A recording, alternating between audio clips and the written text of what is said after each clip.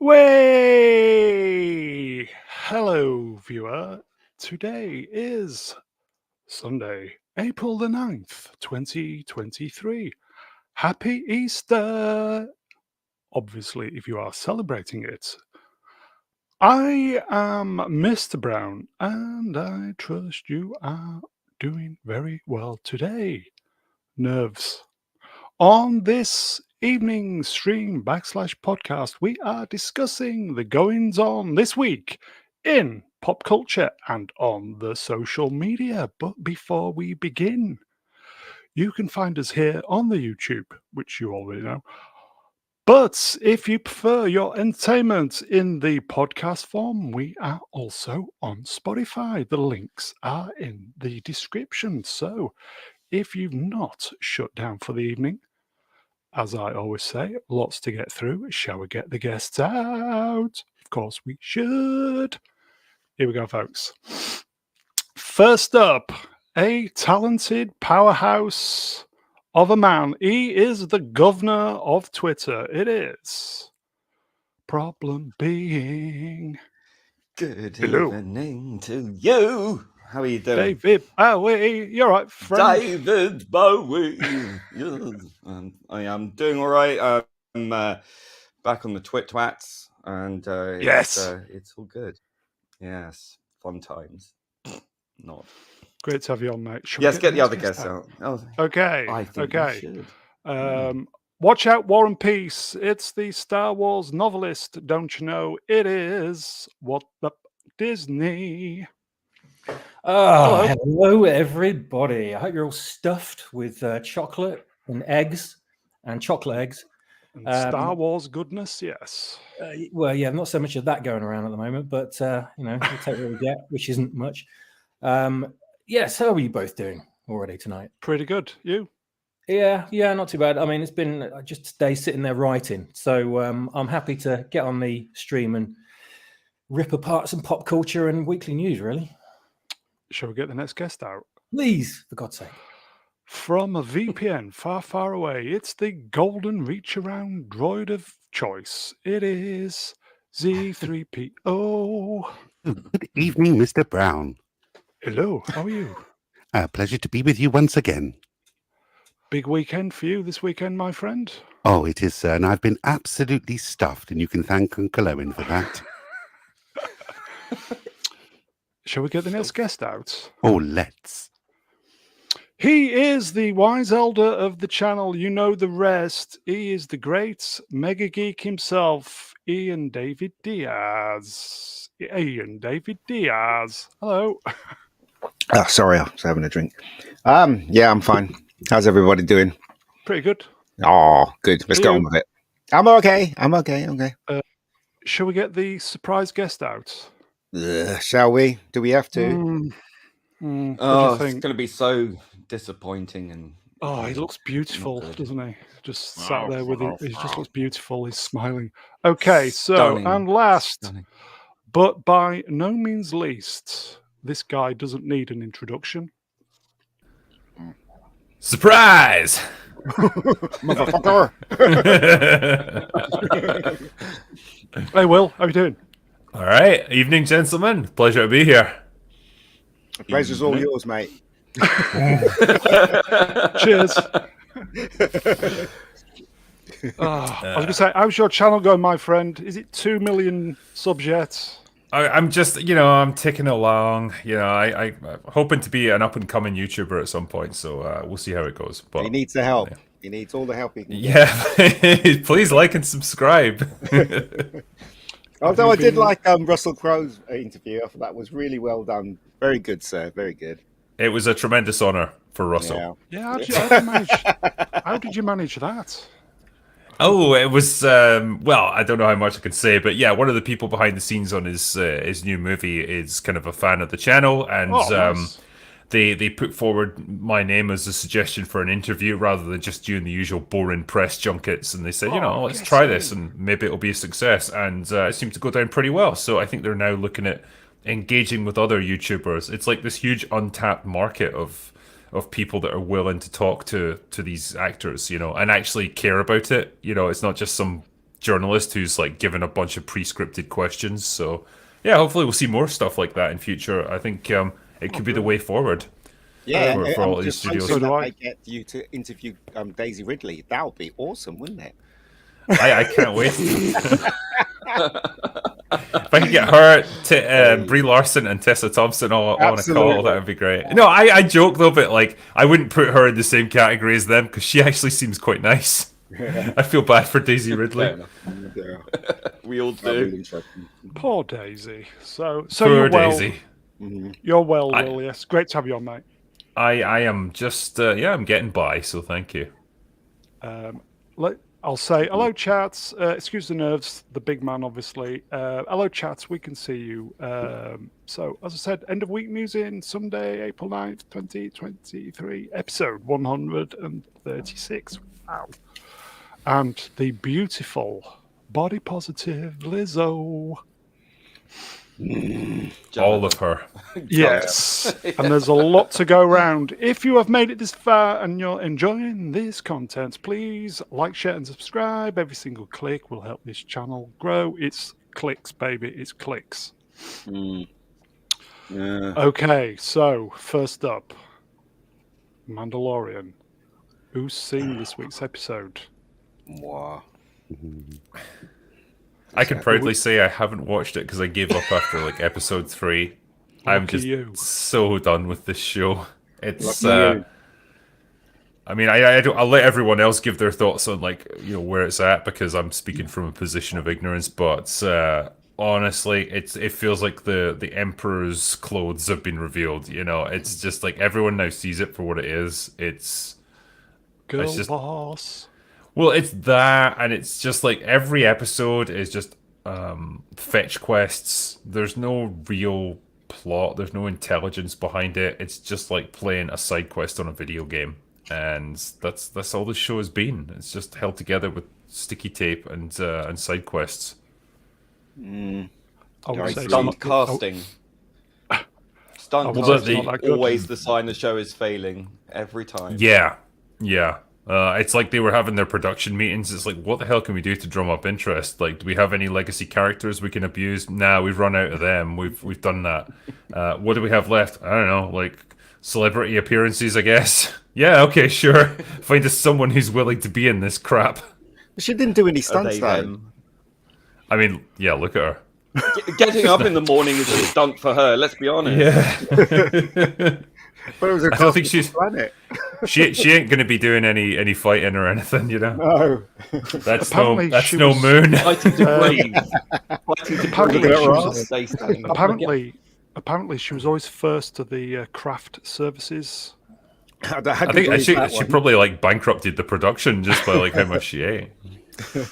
She wondered what her idea was. Who's seen the episode then? Swappers, you've seen it, haven't you? So keep it brief. What do you think then to this week's First of episode? all, I think I've got to get a new pair of glasses because I thought this was an Easter egg for a second, not a picture of Lizzo. Shaped I have to like get one. right up close to the screen.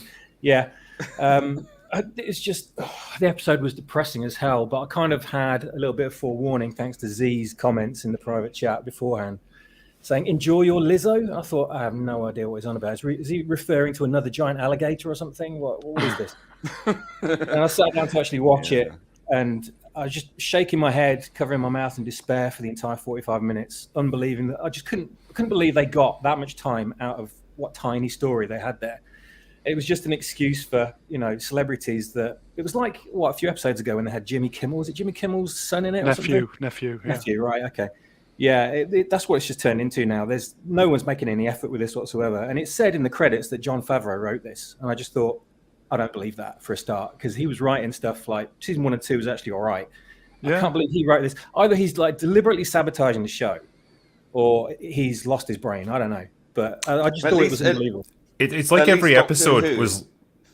It's Sorry, like this go on. whole it's like this whole season was given, say, to us when we were down the pub, and it's like, right, every episode come up with an idea, like what have I got to write on the back of a beer mat or something, and like you just scroll down, like I don't know, someone's infecting droids with like tainted juice that makes them go crazy. Okay, fine, that's the episode. Like, go, just like run with it. The thing is, though, I actually believe that Jon Favreau did write it, because if you look at the paintings at the ending, the Mandalorian is the hero.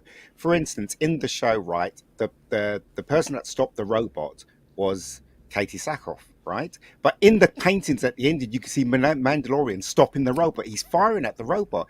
And the same thing with other stuff as well in the paintings. Like, you know, you haven't got Lizzo in the painting, you've got some white woman in the painting and some stuff like that. It's obvious that they kind of took his writing and did crap to it. And this is they Disneyfied it, didn't they? That's right. Yes. Yeah, that's right. At least in the dying days of classic Doctor Who, they had Ken Dodd as stunt casting. You know, real quality like that, not Lizzo. Will, where did you bail with this season? It was around about episode 3, you know, where it's you get this pointless like fighter sequence with TIE fighters, and then it jumps over to a couple of other like Pershing basically over on you know, like rehabilitation center. And that was the point. Like after about 20 or 30 minutes of that, I was just said, no, I'm done. This is it. I am out of this show. We've said on the Wednesday reviews, something in the background is going on with Favreau. There couldn't be such a mass drop off of quality from season 1 and 2. Something must be going on, or he's got his hands tied, or it's not like he. It's a lot of cocaine. I mean, yeah, I mean, I don't know if like he's working on another project and he's just left other people to oversee this, and he's just like checking in occasionally. But yeah, it feels like something is very off with this season. You know, it's not like the other two were Shakespeare or anything, but like there was at least some kind of narrative driving it forward. Now it's just like he's just stopped caring about this show. He's doing other stuff.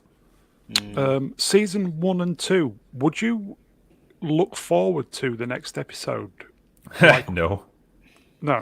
I mean, I'd watch them. Like there was just enough to keep me hanging, and it was more just like, well, I quite like the Mandalorian is kind of cool as a character. I was always excited to see Carl Weathers on screen. It was kind of cool to see Gina Carano doing stuff.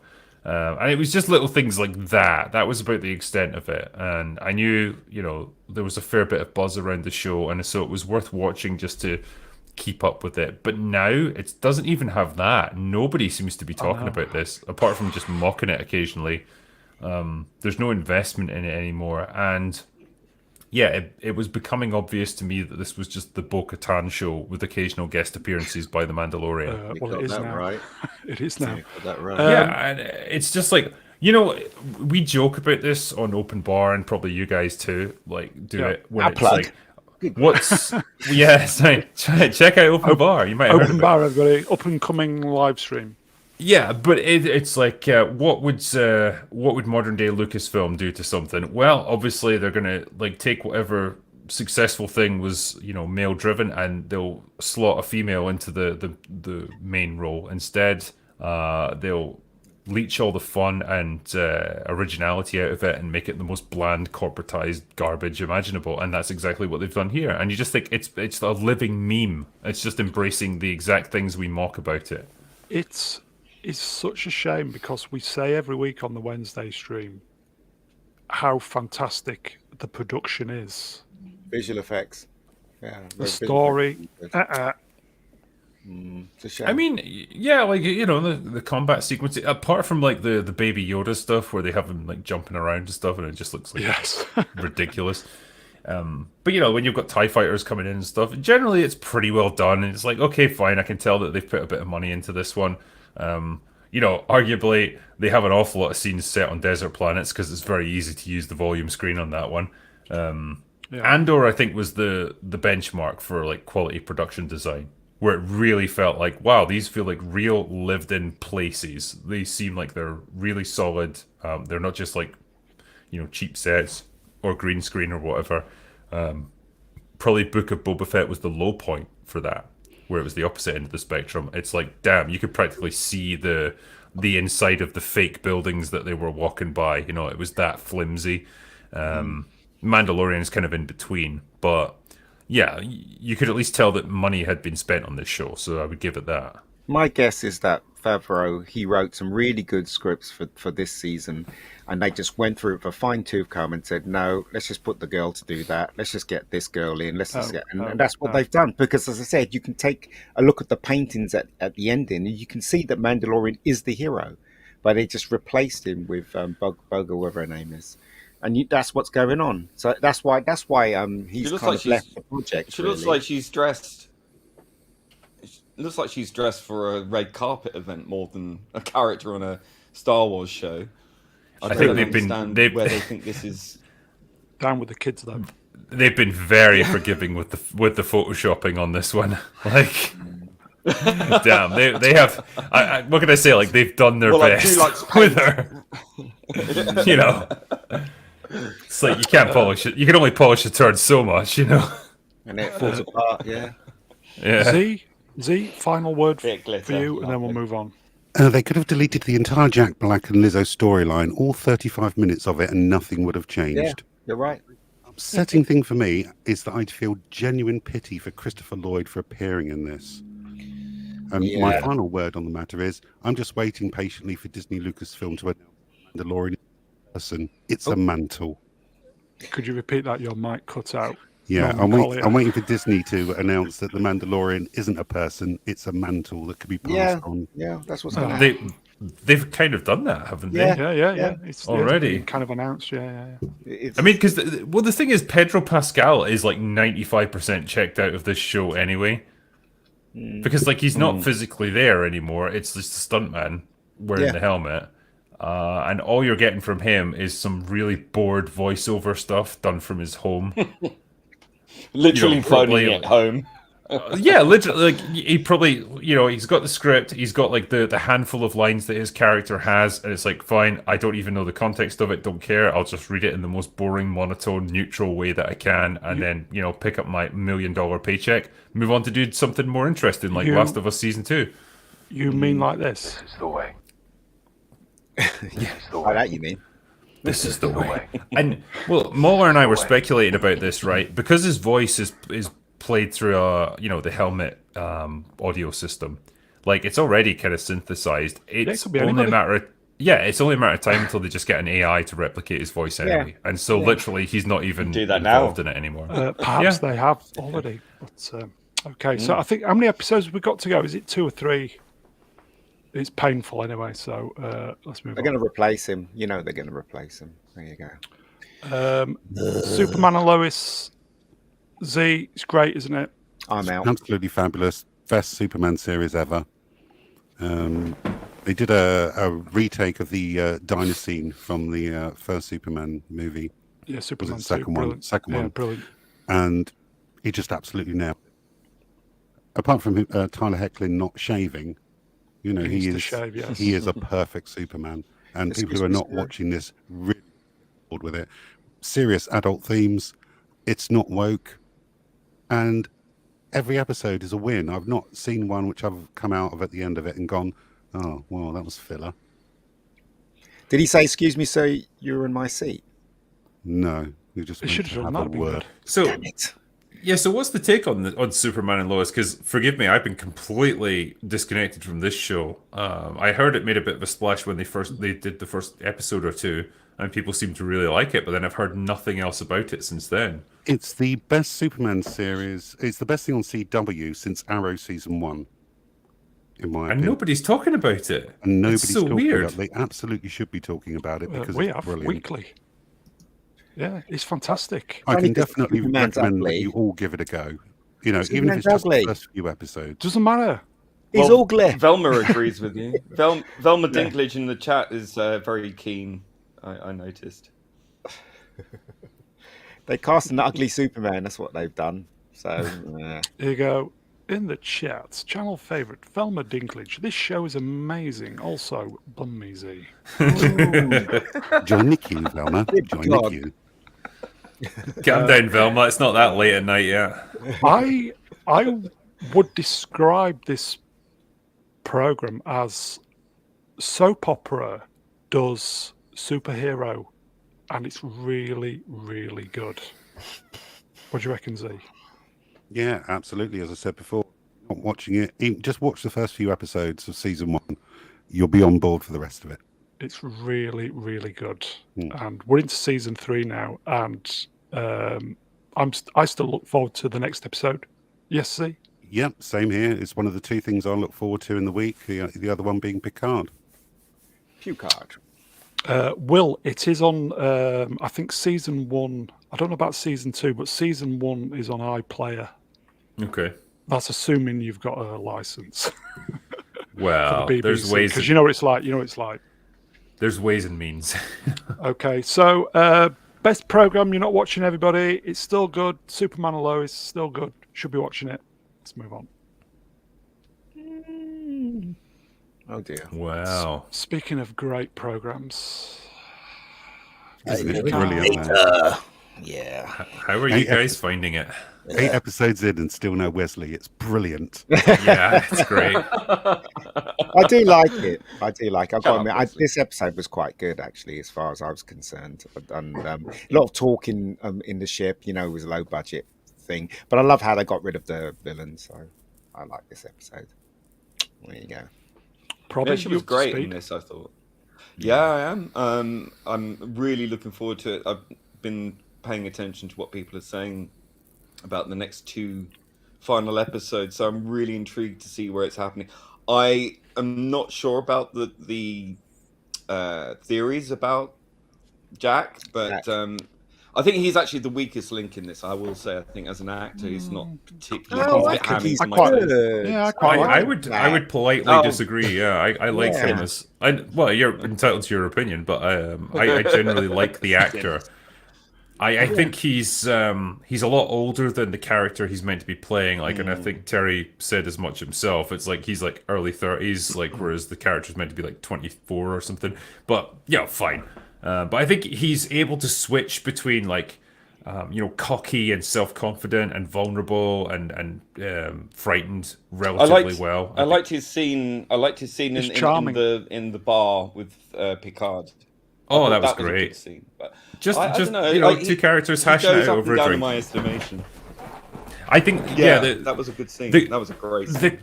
The character has to do a lot, and you're going to get more of that in the next 2 episodes. But I think he as an actor, I think he does the best he can with the material he's got.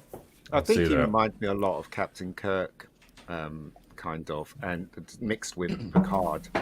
But then when he started doing his glowing eye thing and doing his avatar thing, I was just like, change now. But I still think he's a great actor. I mean, he was in the last season of You. He was the main villain in You, and I thought he was quite good in that as well. So yeah, he's a good actor. I find he's a good actor anyway. Have you seen all 10 episodes, Drinker? Maybe. Drinker has he's lucky boy, isn't he? Yeah, I mean, suppose for a second that I have. You will not be disappointed by 2. I think you're going to really enjoy them because there's a lot of nostalgia. There's really good action. There's a few things that I think they were a little bit limited by perhaps budget or what's come before it. But I think generally the show pulls it off really well, and it gives the TNG crew the send off that I think we all wish they'd always had. I think it does a really good job with that. I'm just a bit disappointed that Data is now fat, because there was that long shot of him walking down the corridor and he's got this huge belly. I'm like, what the hell's going on? Yeah, we all get old, unfortunately. He's got like 3 different people in him. Yeah, maybe he ate Lizzo. I don't know. Oh, I don't know. Yeah. I was just so disappointed that they did that. Why would they put him in an old body again? Just doesn't make any sense. I guess there's not. Captain Kirk.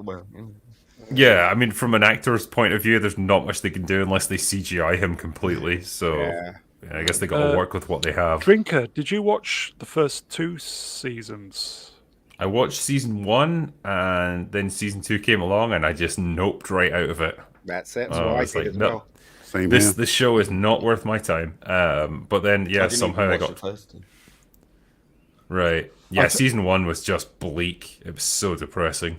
It was so sad to see. Question then, Drinker. If this had been season 1, how would you feel about Star Trek now? Probably a lot different. I mean, we still would have had Star Trek Discovery, so that's a gigantic turd that you can't get rid of. Can't flush that one, can you? Yeah, exactly. That's a 2-flush job, and possibly 3. You know, it just. But it would have at least lived up to the show's promise, because I think it was almost marketed as like, this is the thing that's going to save Star Trek. You know, Picard is coming back. Aren't you excited? You know, and everyone kind of was. There was anticipation there. Yeah. And, you know, we got it, and then it was like horrible and depressing, and Picard was a sad old man and all the rest of it. And, you know, that killed off so much enthusiasm. And yeah, we've got this really good season 3.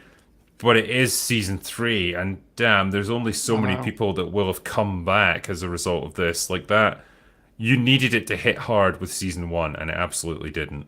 Yeah, and Picard is so old in this. You had the Rings of Power telling us, the people who run the Rings of Power telling us, it takes them till season 3 to be good. So there is that. I mean, now with the stakes being what, but now with the stakes being what they are with Star Trek, it's like you needed a good heavy hitting show to fix this. Where do they go from here, though? That's the question, isn't it? I mean, because Terry's down the not Jeffries doing tube. another. He's not doing another season, is he? He's gone and done. He's going to do Escape to Witch Mountain, isn't he? And so who's going to take over?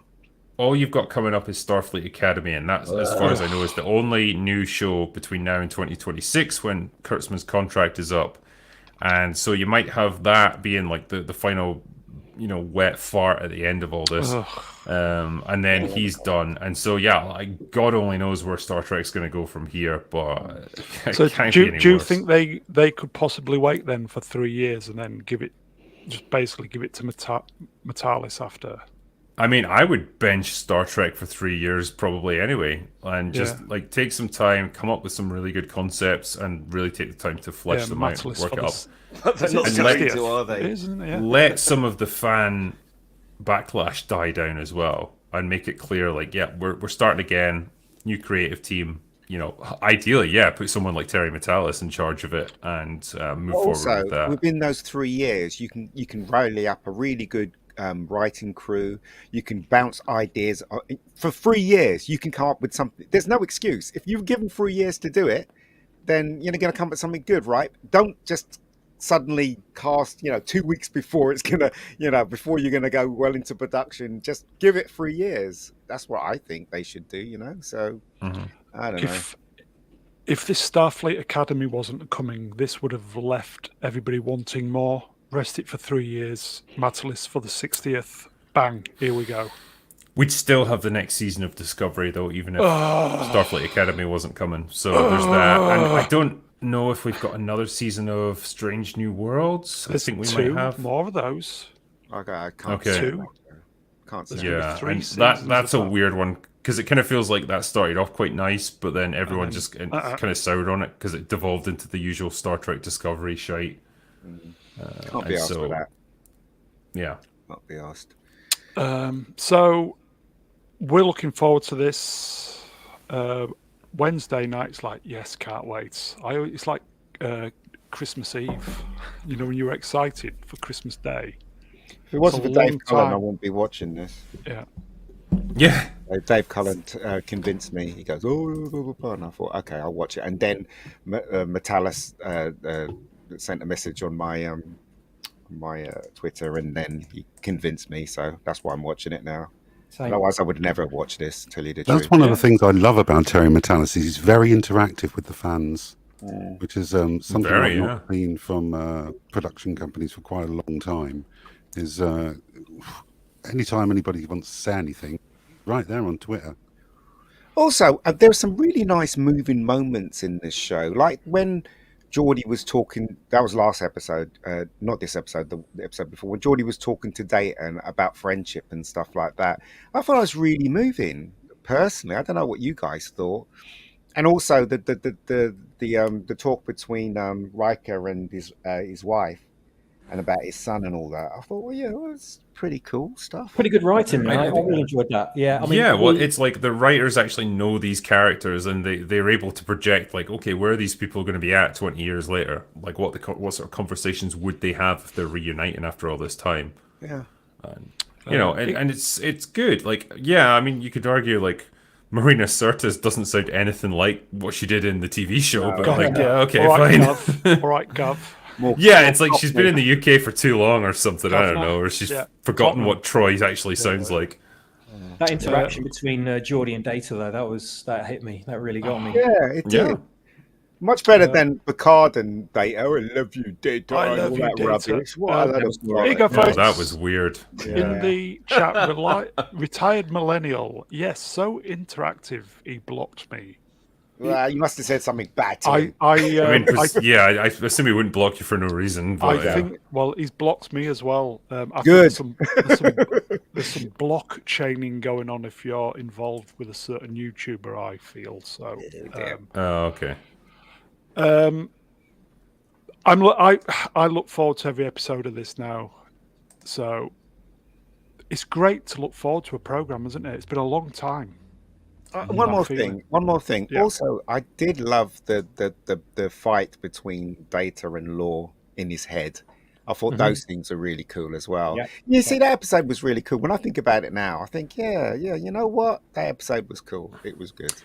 I think, you know, resurrecting Data, because God, it's like every single season of this show has found like more ridiculous ways to get Brent Spiner involved. Yes. And it was nice this time round. They just, fuck it, let's just bring Data back to life, you know, and we'll come up with a somewhat plausible reason for it. And, you know, he has to fight all these different versions of himself. And what you end up with is this sort of more human amalgamation of all these different personalities, and it's like, okay, fine, like functionally Data is back to life again, and I can buy into it. It's good enough to get this thing working, and it gives you some nice emotional beats at the same time that make you feel happy. So, and now you can die of mission old accomplished.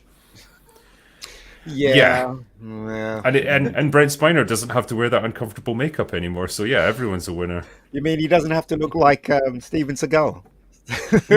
Yeah. Shall we? He's about half the size of Steven Seagal, so that's something. Yeah, I think he's definitely lost weight since season 1. So the guy who's lost weight has been Frakes as writer. I know. Yeah. You could tell he's gotten in shape for this. You know, because like you look back to season 1, each episode. Yeah. Do you know what? I'd love it if he got his own series. I'd love it. I think he's still young enough and fit enough to do it. It'd be great. Yeah, he's still, because you know, Picard is very much an old man now, and you can tell that Patrick Stewart is trying to summon up some of the gravitas that he's not been allowed to use in the first 2 seasons. So there's a bit of it, but his voice is still kind of wavery. He's a little bit of a doddery old man now, and he's kind of frail looking. So he does his best, but yeah, Frakes still seems, you know, pretty sprightly for a man in his 70s. Yeah. It's weird though, isn't it? Because they always used to make the memes that he never aged. He never aged. He always looked the same. And then they make the series when he looks like he's oldest. It's just so weird. But he's looking younger and younger each episode now because he's losing the weight. But shall we move on? Yes. Moving on. Move along. So this is what we've effectively been waiting for, isn't it? Well, it should happen in season 1, shouldn't it? But hey. Time is a cruel mistress. Tell me about it. But yeah, you know what? People use the term fan service with such derision, but it's not necessarily a bad thing. And sometimes just giving people what they really want I loved it. Is a good thing to do. And people wanted this. They wanted to see the gang back together again for one last adventure. Just fucking give it to them. You know, fantastic. That's what they should have done with Star Wars. They wouldn't do it, and that time is now past forever. Yeah. But they've got the balance right. They got the balance right Wesley. With fan service and no Wesley, and good scripts and good stories and good additional characters which have added rather than subtracted from what's actually going on. I think that's been a really successful combination. I think so. This is the one that thinks that Wolf's head's huge. Compared to what he looks like now.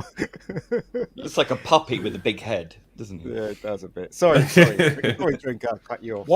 Wolf's been great this season. He has been good, yeah. Because again, there was a lot of fuss made about like, oh, he's a pacifist now, it's going to be woke as fuck, and it's like, no, it's just kind of done as a running joke. Like he's still like slicing people to ribbons and killing people left, right, and center, but he's like, trying to be like a warrior monk or something, like trying to be zen about it. But he's still Worf. So it's still he should have his own show. He should have his own show for sure. Yeah, I think Riker should. They were talking about a Worf series for years and years and years, but nobody seemed to want to do it. And please don't pair him with Raffi. I hate Raffi. Jeez. Well, I don't know. I hate her less in this season than the previous two.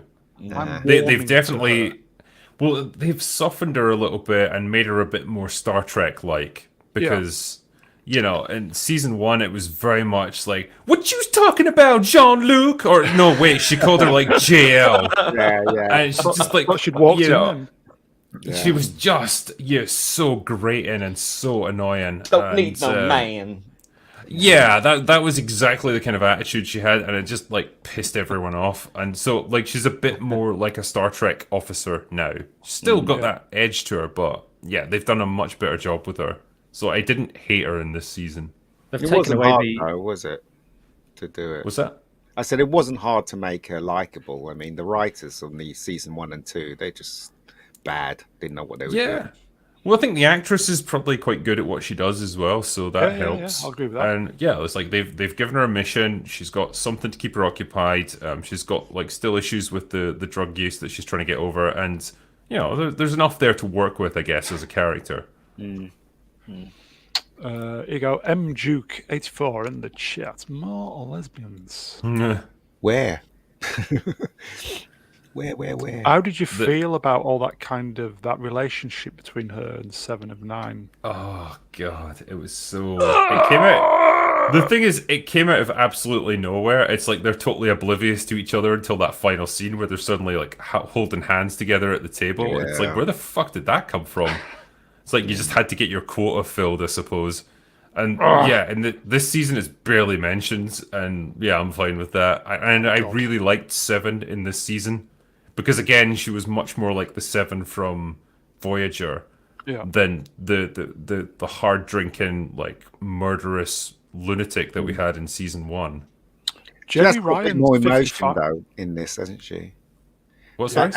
As Seven was, she really had hardly any emotion. She had emotion, but she didn't. But in this, she's got a lot of emotion, especially when I can't remember the boss's name, the guy everybody loves. Shaw was telling her she should have blown up the thing and saved the crew and all that, and you can tell she was really upset about that and trying to, you know what I mean? So she has a lot of range here. I think it gives her like you can buy into that because it's like, well, she's had 20 years to get acclimatized to being human again, so she's able to express a bit more emotion. But Jerry Ryan's still got it, man. Yeah, I was going to say, Swappers, Jerry Ryan's 55 question: has she still got it? Well, on a scale of 1 to 10, I would probably give her a 1. Give her 1. She's still got it, and she'd still get it. I wouldn't kick her out of bed, that's for sure. Oh, she's still got it. I now follow her on Instagram, so I bet you do, in other places. Shut up about that. I told you not to say it. Right. It's just a shame Matalis wasn't given season 1 and left to get on with it. It really is bittersweet, this. Mm-hmm. It's all right. No, it's bittersweet. I don't know. What could have been. It's what could have been. There's an element of too little, too late. Yeah, exactly. For me. Especially I'll take the wins where I'll take the wins where I can get them. It's just like they could have been so much bigger if they'd done this at the right time, and that's a shame. But if they were taking this forward and transposing these ideas and putting him in charge and then moving the whole franchise forward, it would be worth something. It would be for something. But we're not seeing that. We're seeing this Academy thing coming up. We're seeing more of the Discovery universe. It's just they haven't learned a thing from this, which is just the most disappointing thing ever. Yes, this is good. Yeah, go ahead. this is just essentially going to be the Andor of Star Trek. You know, like Andor was this weird anomaly within all this. Well, you know, you can argue that, but it's like in terms of like the quality of the writing, the character development, the setup and payoff, like the production design. I thought it was really good, yeah. It was by far the best thing that Disney have put out in terms of Star Wars. Into it as well. Yeah, it was boring. Zeke, go on. You were going to say? Well, after all the positive feedback that they've had for this series of Picard, what on earth made them think that Star Trek Academy was the way forward? I know, because it was probably it was probably in development years ago. Yeah. You know, way before this came out. So like, it'll have nothing to do with this in terms of like, you know, the style or the tone or anything. Ego folks in the chat, retired millennial. I just can't support this. I don't blame you. You don't have to spend money on it. You can just download it. I think for me, the only thing that can make this series any better is, aside from it being follow-ups with a great other series written by Matalas as well, is if they manage to somehow get that classic meme on screen of Tasha's sister talking to Data, asking him what his ram speed is, and then he just says, "Ask your sister." I would just say, as a lifelong Star Trek fan who was kicked in the gonads, obviously, several times, maybe we should just be thankful that the last season was given to somebody who loves Star Trek as much as we do, and just take it for what it is, a token gesture to the fans by a fan. So perhaps just watch it, accept it just for a decent, good piece of entertainment. As I said, bittersweet. Shall we move on? Sure. Doctor Who, folks. Just when you thought Doctor Who couldn't be any more of a joke, along comes something like this. Yeah, we started off with down here, didn't we? The trans companion. Then we had another trans person cast. Then we had Sue's whatever her face was, who is a trans activist, who did the awful Doomsday thing, which is just a complete laughing stock. Yeah, that was awful. And then this. I'm just beginning to think: is RTD trying to put a message across here? Maybe. just a subtle one, you know. At this point, I'm out. I've been a Doctor Who fan since I was 4 years old, 1979, and now I'm out because I just can't be bothered dealing with this. This again, stunt casting, desperation, but really chasing for the woke points and chasing away the old fans, and they're trying to build a new audience, which, as we all know, it never materializes. So let them get on with it. You know, it's a real shame, isn't it, that this is what's happened to the Doctor? But I'll keep saying this, right? You know, I don't believe the Doctor should be black at all, and I'm totally against race swapping. And the same thing with them having Jodie as the Doctor as well. The Doctor should never have been a female, and now they've cast a black gay guy, and now we've got this, and it's easy to see what road it's going down, and it's going to turn off everybody. It's fucked, isn't it? Yeah. And if they think this is good for representation and diversity, it is. It makes us all look bad. It makes gay people, trans people, whatever, it all makes us look silly. And I'm just think this is just not helpful in any way. This is clearly someone who's very political. If you look at their Twitter, they're very political. Surprise, surprise. And look, even what they're wearing their own face on their dress. I mean, it's narcissism. It's ridiculous. And I'm totally out. Done. Stunt casting is all the rage at the moment, though, isn't it? Oh, isn't it? Yeah, making us angry. That's where the rage is coming from. I am angry. I am directly impact the viewing figures, so why do it? I don't know. Because they're idiots. Will, do you know why they've done it? No. Don't know. Yeah, it's like, why are they doing this? Don't know. It's I don't know. Maybe it's like some weird self-destructive impulse or something. It's like we just want to tank our own show so we can kill it once and for all. But the clues were there. So the BBC, one of the wokest companies ever. Disney, one of the wokest companies ever. What did you expect was going to happen? Do you know what I mean? What did you expect? This is what's happening. I know. Well, I think that everyone had that assumption that Russell T Davies coming back was like, oh, okay, it's going to herald a new golden age for Doctor Who. You know, he's the guy who brought it back originally, and like he's going to rejuvenate it. He's going to get rid of all the garbage that Chris Chibnall brought in. But you realize, like, no, it's not. It's just going to be the same. Yeah. It's just going to have a nice veneer painted on it, but ultimately, it's just going to be the same shit that they put out for the past several years now. Personally, I checked out of Doctor Who after the Timeless Children. Like, I was just done after that. Oh, same thing. Yeah. But I mean, the thing is with RTD, he went off to America and he came back like this.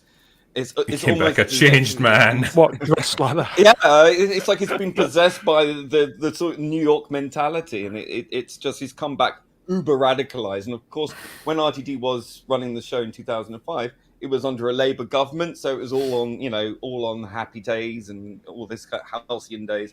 And now, of course, he's every other platform. I mean, even he used Paul O'Grady's death to virtue signal about how much Paul O'Grady hated the Tories. It's just like you're obsessed, and your obsession is going to screw up Doctor Who. End of story. I'm so done with this.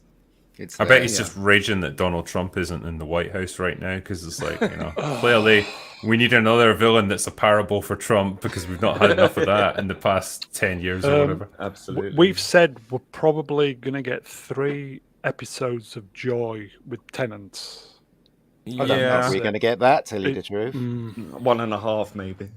It could be a bait and switch with Tennant. Like, you're excited to see him back? Well, yeah, but like, let's listen to my message now. Donna's going to solve everything. It's not going to be the Doctor. It's going to be Donna. But it's such a risky maneuver as well, because like you're bringing back the most popular Doctor, of the modern age, and to remind everyone how good it was. Well, yeah, and then this poor guy who's got to follow that. Like you're almost setting the guy up to fail because he's not going to have the fan affection that Tennant has, and he's already made his own stake in this clear. Like the very first interview that he did, it's like, what does it mean to be the Doctor? Instead of just saying like, I'm really excited, it's a great role as an actor. It's like, well, it's so important for diversity and representation and diversity and diversity and diversity, and it's like, oh, shut up! Like you couldn't just like. Talk about the role as an actor. You had to make it another political platform, like the very thing. There's a lot more we can do. Yeah, and isn't it interesting? They always say that same thing. It's like a pre-programmed script. It's like, well, this is another great stride forward, but there's so much more to do. There's so much further to go. There's always so much further to go, isn't there? Because you're never ever going to reach RTD. Whatever magical destination you have in mind with this stuff. Yep. And RTD, in one of his Instagram posts, responding to another fan, said, "Oh, the fight does go on," or something like that. So I'm like, what fight are you talking? What happened to? I don't know, Doctor. This is the 60th anniversary year. We haven't even mentioned the Doctor. It's April now, and we still haven't mentioned it. And all we've mentioned so far are these stunt castings and the trans castings and the drag queen casting and. It's just nothing to do with Doctor Who. And then you're bringing back David Tennant, who is like arguably one of the most popular, if not the most popular Doctor. Yeah, and then fans of that are going to have to watch him die again the second time, in a much shorter period. And he's not going to die. No, we're going to die. Regenerate. We're not even going to. I'm not even going to suffer it, quite honestly. What the hell is going on? Yeah, we're going to get him, aren't we? Drinker, do we just have to resign ourselves to the fact that television like this isn't made for us anymore? I mean, I could live with that if I knew who the hell it was actually made for. Like who is this meant to appeal to? Like, the Twitter the 5 people on Twitter. Yeah, exactly. The few hundred people that are terminally online and won't even bother to watch it. They just care about what it represents. It doesn't result in an audience, and so that's the reason the ratings are in the gutter, and they have been since the Peter Capaldi era, really. Like towards the end of his run, like the ratings were falling off a cliff, and then they absolutely tanked under Whittaker. Yeah, exactly. Yeah, that's your jump in the shark moment right there. Yeah. And so at this point, like, because I've stepped away from the show anyway. Like, don't really care anymore. It's like, fine, just carry on your self-destruction. I don't care. Like, if you want to waste your money, you want to waste your time and effort, go for it. We can just sit back and laugh as the audience evaporates. On the 60th anniversary. It's just disgusting. Super chat from Matt G, $2. Cheers, Matt. Does Drinker have an honorary wrench in? Yeah, wrench me. He does. I want to do some modding. Yeah, you've been wrenched. Lock everybody. You've been the first time you came on. Yeah, you've been nice from day one practically. So. I mean, I might have an honorary wench in chat, but you know. Oh. Tatiana, where are you? It's under the table. Yeah. That's why I'm smiling so much. Just turned into a carry-on live stream. The cat's not fucking beaming. Look at his... Well, I need to go offline for a minute. I'll be back. He's seen too much of Jinx Monsoon. He can't have enough of her. Oh, Jesus. Yeah. Damn it. Hey, look. At least she's ginger. Okay, before we move on, if this had been... I say she. If this had been in, say, the Tennant era, would we have moaned about it then, do you think? David Tennant is all for this. He's all for this, David Tennant. He's all for this. He knows where his bread is better. He turned up with a non-binary badge, didn't he? Yeah. Yes, I'm saying. He knows he can't piss off the BBC. That's why he's all for this nonsense. I think if this character, like, whatever this thing is, showed up in just one episode or whatever, just like a guest appearance, I think the reaction would just been, oh, that was a bit weird, but whatever. It's you know, it's Doctor Who. It's a quirky show. It has lots of crazy, outlandish characters in it, and so you know, there's no telling what you might encounter. But they're talking this. They're talking about this person having a major role. Yeah. I don't know, man. It's not something. Okay. And it's 2023. It's not 2005. So the whole trans issue and the whole current day thing with all the things that went on at school, all the things that are going on with the children's stories. Watch the buzzwords. That has happened in this year. I know that's why I've skirted. Very well done. I mean, it's really badly judged. But of course, this is coming out, and of course, it's going to make a huge impact and get people talking about it. It's clicks. And I think it's anti-marketing. Are they wanting people to watch it, or do they want clicks on Twitter? I think that's probably what the issue is. They want to send a message. Yeah, the message. In the chats, Atom Gray, I feel we're getting bogged down. I think we are, so let's move on. Move along. Oh, go. Get out of here. Blue Beetle trailer was out beginning of this week. Why does it seem like a lifetime away? Does his mask look like Iron Man? Because I saw the trailer, I was like, isn't that Iron Man's mask? No, he looks like Deadpool. Oh, that mask looks like Deadpool. Does a bit, yeah. Deadpool's that movie is an Iron Man. That movie is going to come and go like a fart in the fucking wind. Like, no one's going to care about that film.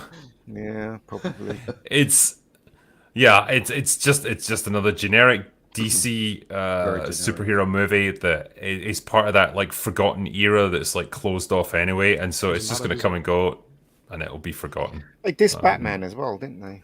Yep. There you go. Batman's a fascist. Oh God, what is happening in the world? I'm pretty sure I'm in the wrong time zone. He's a capitalist. God.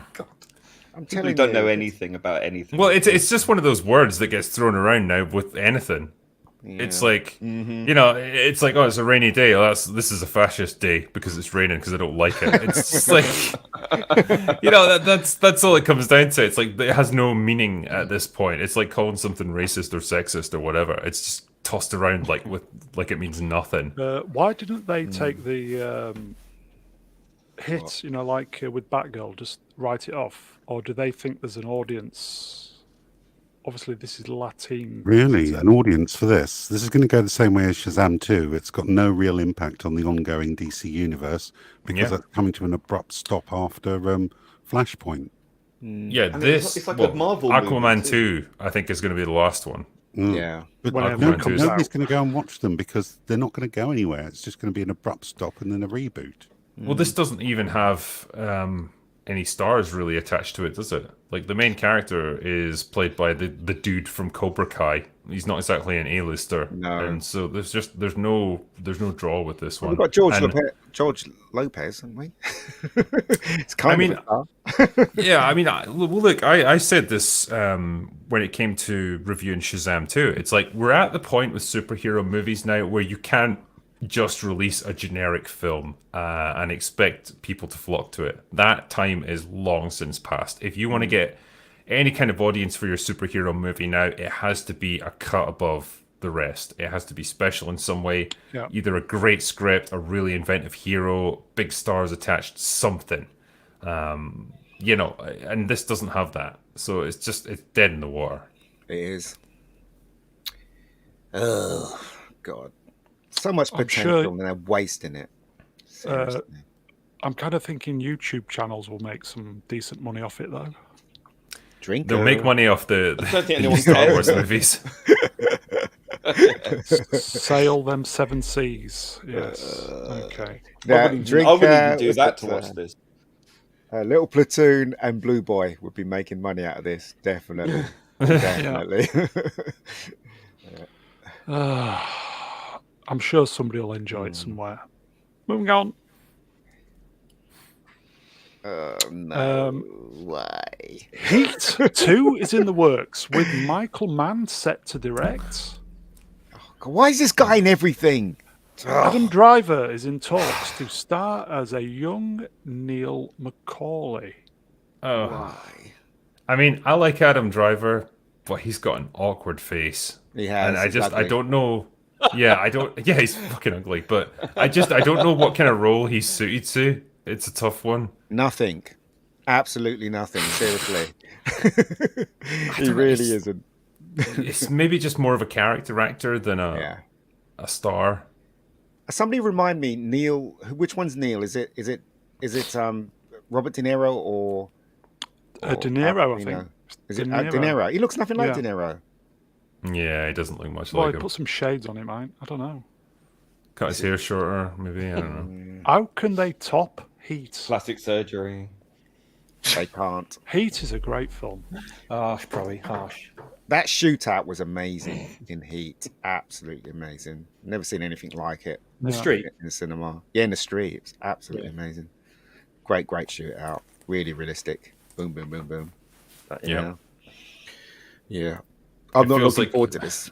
Sorry, mate. It's a strange time to release a sequel to Heat, like 25 years later, or whatever it is. Like, it's a long time. I'd rather see a sequel to Red Heat myself. I loved Red Heat. Yeah. Arnie at his best, mate. I tell you. How do you deal with the pain? Arnold.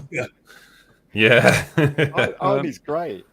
Here you go, folks. I do believe. Sorry. Here you go, folks. I do believe we know this guy. The Outcasts creative. One of the I've heard best of him. shootouts in cinema. It is. And the sound effects they used as well with the echoes of the gun thing. It's just. Well, it feels like they're really echoing off the buildings around them. It's it's good. Absolutely terrific. Okay, so not needed really. It may be good. Who knows? Also, can I just mention, right, in Heat, right, everybody went to see that scene where Robert De Niro confronts Al Pacino in that scene. Everyone wanted to see that scene. I remember in the cinema just smiling, just thinking this scene is so great. It's a great movie. If you haven't seen it, you should watch it. But they were legit the two biggest actors of their time, weren't they? Yeah, man. Yeah, they were. So seeing them face off was pretty Iceman cool. says Heat. Iceman Heat 2, even heatier. There you go. Careful crap. Extra hot. Heat 2, extra hot. Kind of warm. Heat harder. Kind of warm. Jake Godwin, Heat 2, kind of warm. So funny. Lukewarm. And I got a feeling it's going to be a big flop.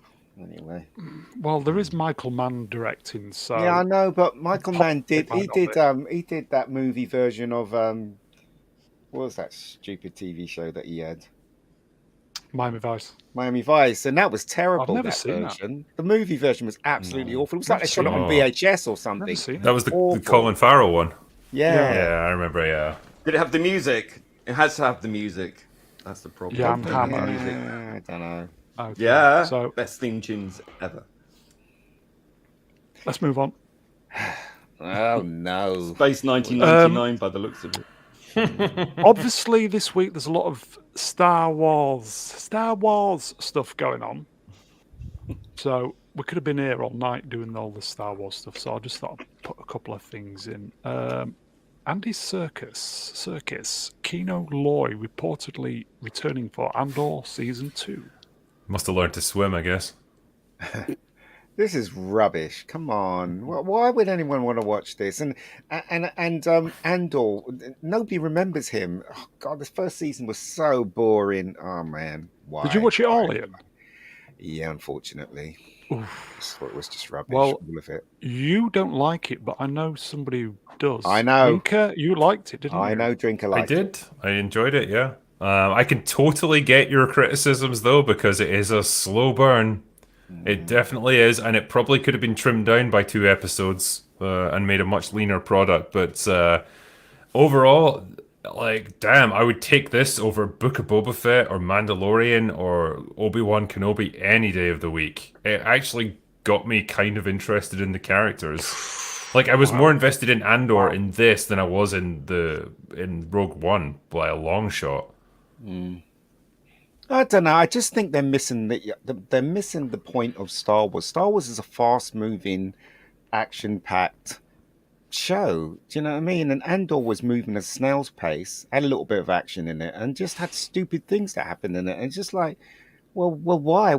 How could you think this is Star Wars? That's just my obviously opinion, but everything that cropped up. Sorry. Yeah, I mean, it's not the grand space opera that you got from the movies. It's very much a grounded,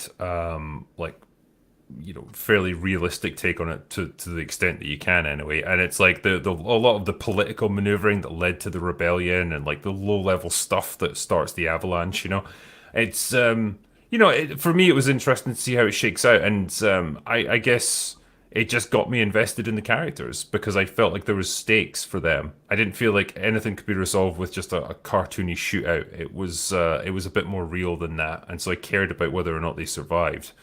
And that's a pretty rare thing. Look at the difference between Grounded, right? You say Grounded, okay. Empire Strikes Back was grounded, yet it was still Star Wars, and it moved with a pace. This is grounded, but it was slow and dull, and the heroes weren't heroes. I mean, oh God, Andor, you just want to shake him and wake him up.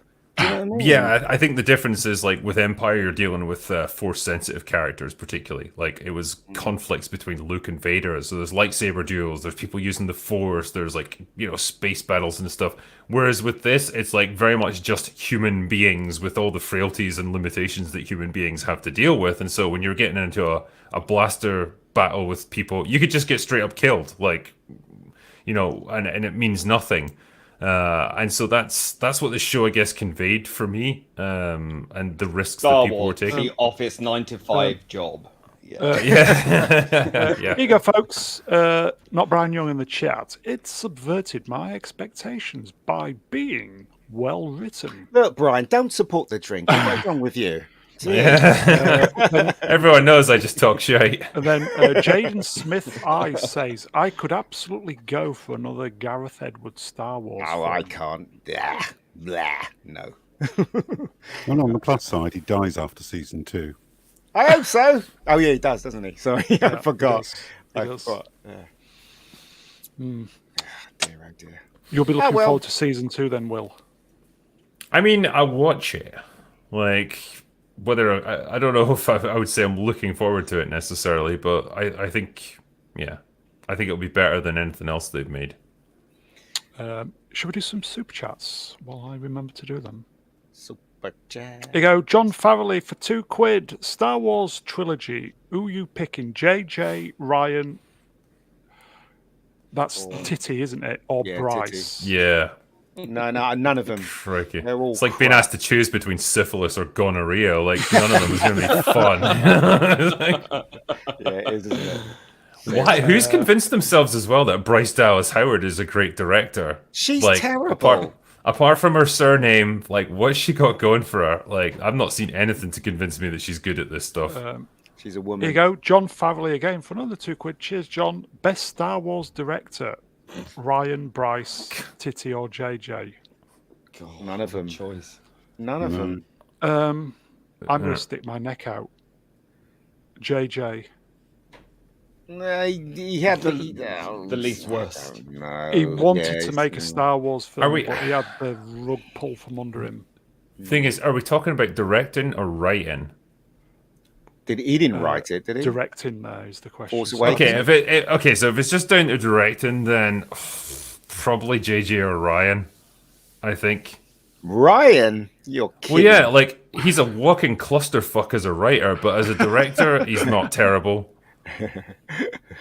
You know what I mean? Like, if TLJ had a completely different script, but he directed it, I think probably would have it could have turned out fine. It's just, it's the writing aspect of it that's the nightmare. Ryan, stay away from the writing, mate. Okay. John Orchard for $10. Thank you. God, Emperor Drinker. I think he likes you, Will. And here you go. One of your regulars, Will. Romeo Tango November Zulu for $11 NZ. Happy Easter, Brown. Mega Geek Z, Swappers, Problem, Drinker, Brian, and everyone in the chat. The Mando reviews and the Star Wars Death Spiral have been hilarious. Long live the Brown Alliance. You're here. Easter. He's drunk, isn't he? Let's face it. I'm feeling quite fluffy after that. Thank you very much. Okay, shall we move on? Oh no! What is this? Obviously, the Star Wars thing's been going on this weekend. Somebody posted this. I just thought I'd put it in there.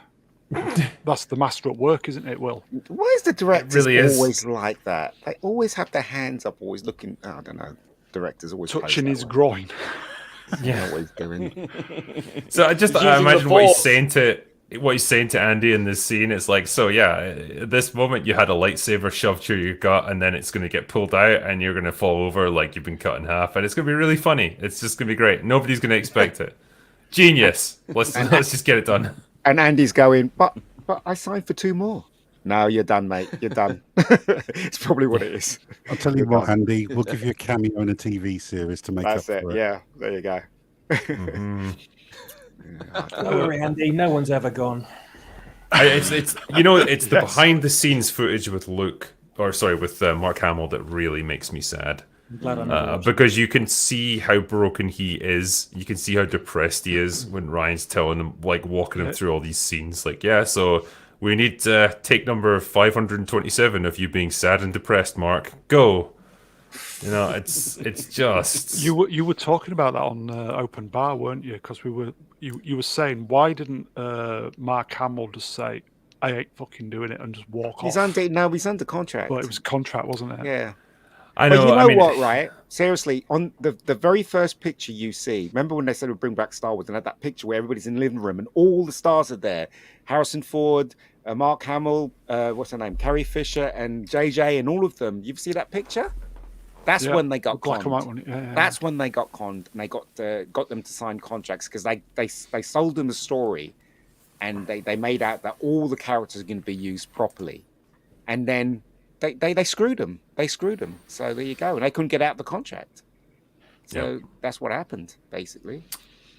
I mean, we did speculate, or I did at least, that Mark could have a sudden attack of depression, which prevented him from working. If he didn't, yeah, it's like, well, you either rewrite this shitty script, or like, I'm going to suddenly get depressed, or I'm going to have severe back problems that's going to prevent me from performing. What can you do? Guess I'm not going to be in your movie. So what are you going to do to help me out? Wouldn't they probably would have just CGI'd him or some awful thing like that, I guess. I'll always say this, right? When that film came out, I was so excited. I was the first in the queue. I bought the tickets. I was going to see an IMAX.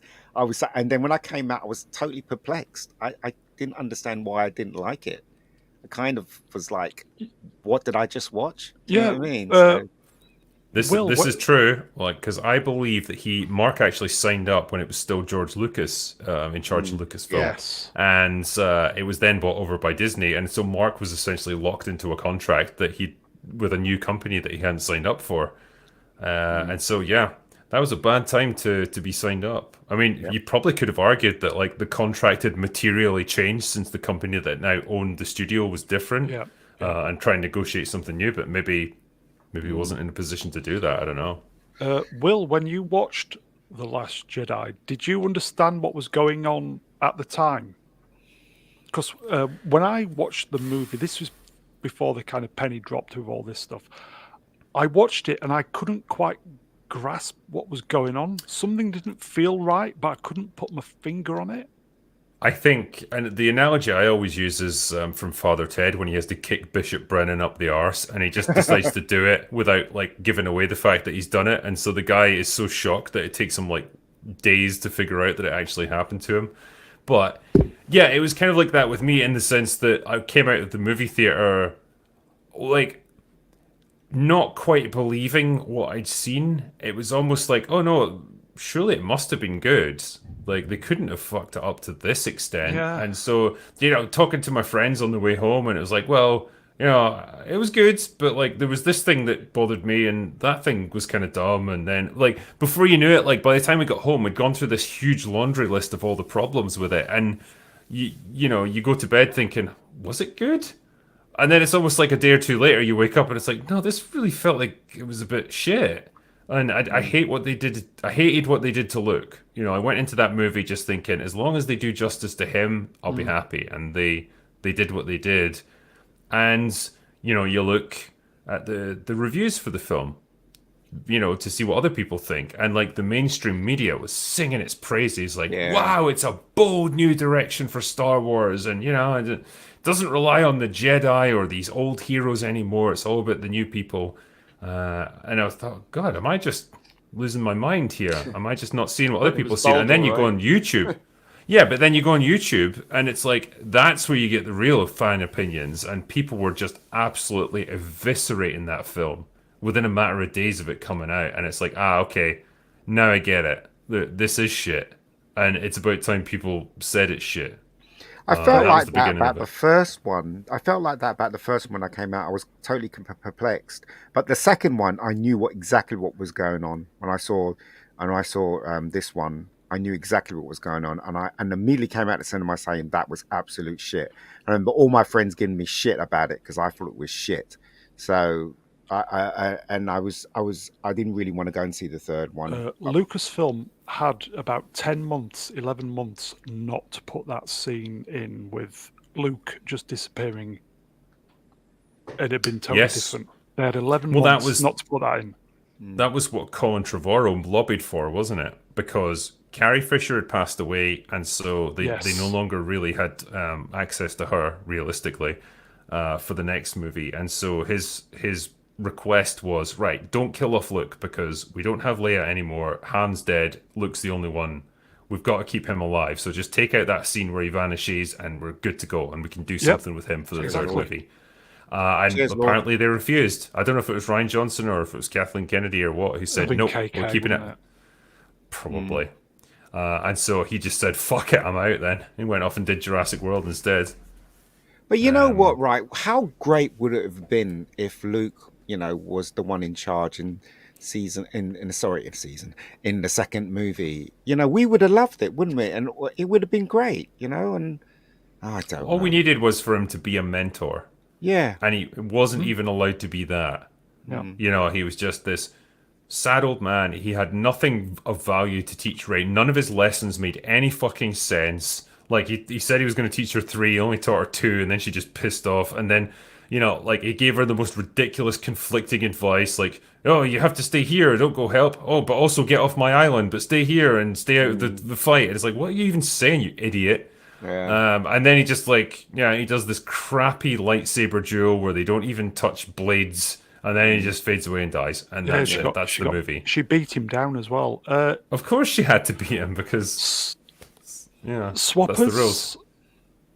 Final word before we move on. Final word. If I could just get past my seething I've got this image bringing all those fucking nightmares back. Yeah, what I say is I completely agree with what someone said in the chat just a minute ago. Was let's bring Rian Johnson back to direct that Rey movie. There we go. That's what I say. Okay. Scorched Earth, destroy the whole thing. Yeah.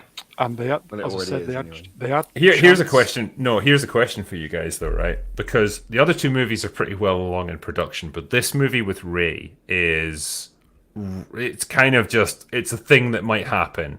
They've announced it, so it's presumably going to happen, but they don't have a script or anything really, and it's just at the very early stages.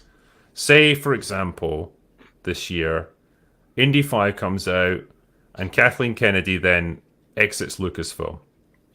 Probably because the movie's going to be a fucking disastrous flop and it's going to lose them hundreds of millions of dollars. But whatever, say she leaves. Do you think that race movie would still go ahead, or would they quietly just shit can it? I'd like to think they would shit can it, but that's the problem, isn't it? Would they? I don't think they could. It's like admitting it depends. Yeah, once they get on a particular focus, they don't like to admit that they're wrong, so they'd rather spend billions and trillions or whatever of dollars on these things, knowing it's going to bomb just to save face. And of course, it doesn't save face; it just makes them look even more stupid. But they'll do it anyway, probably. Ida Bargadix in the chat just said he'll watch that movie if she gets killed off, which I kind of agree. Oh, that'd be good. Yeah. Someone said, kill her off in the first 5 minutes. Yeah. It'd be funny if it was just that, like someone throws a lightsaber at her and it just slices her head off or something, like out of nowhere. It's like... Here you go, folks. Another super chat from John Favely for £2. Cheers, John. Rank the writers. I would say wank, more like Ryan, Titty, and JJ. They're terrible writers, all three of them. Yep. Are they all equally as bad? They're all equal each other. Titty's rubbish, as far as I'm concerned. JJ's about the mystery box, and Ryan just doesn't know how go past his first draft of a script. So they're all awful. If Waititi did what he did to Thor in that last film, imagine what he'd do to Luke. Exactly. Why didn't have him? He's dead though, isn't he? But it doesn't matter. Okay. None of them are fit for Star Wars. None of them. Here you go, folks. 200-watt studio for $10. Thank you. There you go. We're going back to Picard. I want in the last 2 episodes of Picard sacrificing himself for those he once hated. Shaw gives up the last evacuation seat on a crippled Titan, saying to Seven, "Honor to serve with you, Commander 7." That what you want? Ooh, nice. I'm saying nothing. Oh, that's not bad. Just before you gentlemen carry on with this, unfortunately, I'm going to have to say goodbye to you. Thank God. Sorry. Yeah, I know. Cheers, We're Will. in the arse of you guys. So. Wow. Sorry. Cheers, Will. Right. Appreciate you coming in, mate. Thank you for giving me an opportunity. Appreciate your time, mate. I hope you get more sub, mate. I hope you get more sub. I'll sub to you, Will. I'll sub to you. I'm just trying to make it on YouTube, okay? But no, seriously, guys, it's been great to hang with. It's been good to hang with you tonight. It's been really fun, and yeah. And you've got a new background as well. My God, I do. Yeah, look. Look at that. You know, On you air can't as see well. Can't see the critical doggos, unfortunately. Yeah, you need to get that second camera, my friend. I do. Yeah, I need a dog cam. But yeah, I will say goodbye to you guys. Yes, thank you, have a good night, sir. Have a great evening. You too. Take care. I will see you later on in the week. Take care, mate. Bye-bye. Later. And Thank fuck he's gone. Yeah, thanks. Go away now. Bloody hell. Have a good time there, folks. Okay, so we'll move on. Everything I goes actually back thought to he the was going to last. go the duration, you know. I thought he was literally going to go the duration, but he obviously didn't. So No sticking power. Nah. Orange woman bad. Oh, no. Hello there. Hello there. Now, trailer looked good, didn't it, Z? It does. With the exception of the Bad Batch and Star Wars Resistance, I'm a massive fan of the Star Wars animated series. I've watched all 7 seasons of Clone Wars numerous times, and I'm looking forward to the live-action Season 5 of Star Wars Rebels.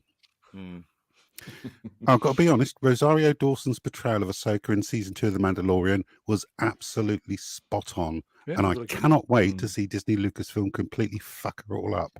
Yeah. I do fancy her though. I think she's gorgeous. Inevitably. Yeah, she's lovely. I like But her. yeah, I thought the trailer was great. I can't wait for Mickelson to come back as Thrawn either. I don't know about this, man. I think they're just going to bastardize Heir to the Empire and the Thrawn trilogy, and it's just, you know, all the true fans are going to be watching this and just like gritting their teeth, going, "Oh, that's not how it happened," you know. Oh. It's just going to feminize the whole thing. It's going to feminize the whole thing. That's what it's going to do. Destroy it. Got a lot of girl bosses in the trailer, I have to say. Oh yeah, a lot. Here you go, Atom Gray. Hello, Atom. Pretty boring trailer. Pretty but boring. MC bit. Yes. Well, there we go. We've got a reason for people to watch it then. Were there any, other than the baddie, were there any men in this? There's two, isn't there? There's the back of Thrawn's head. And the bearded guy. Rest of it is girl bosses and Ewan McGregor's missus, isn't it? Is she a man?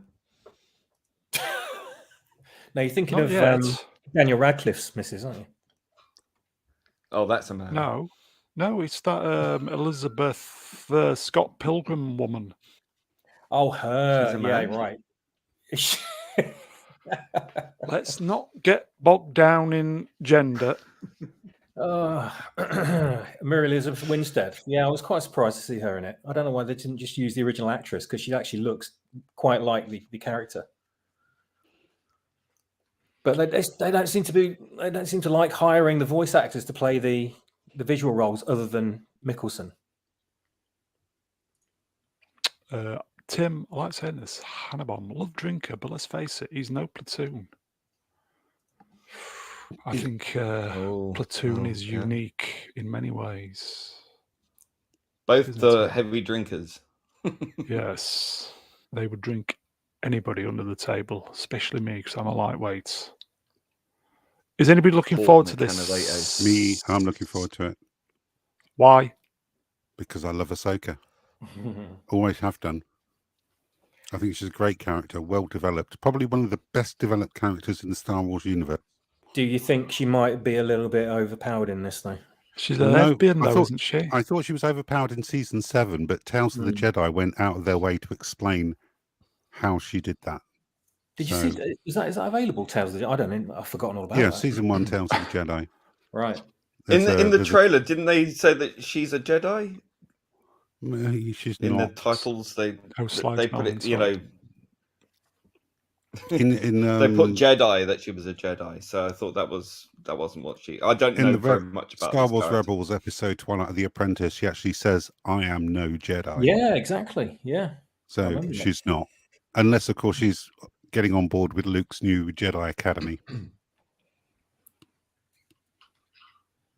Shall we move on?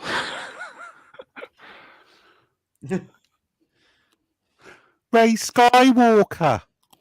This. Oh God. So we kind of had the tease of something half decent with the previous slide. Shoulders of a man. Who's looking forward to this? It's not a very Daisy Ridley, dress, is it? everybody. Daisy Ridley, she's back. She's back. Will she be going on a quest to steal even more things that are not hers? Maybe. Like, Well, she's stolen the Falcon. else. She's stolen the droid. She's stolen Luke's lightsaber. His surname. Stolen his name. She's just the galaxy's most prolific identity thief ever. But she looks like she's put on weight there. Is she a kleptomaniac, do you think? Well, I'll tell you what, I would be quite happy to have her help me shift a wardrobe. I can tell you that.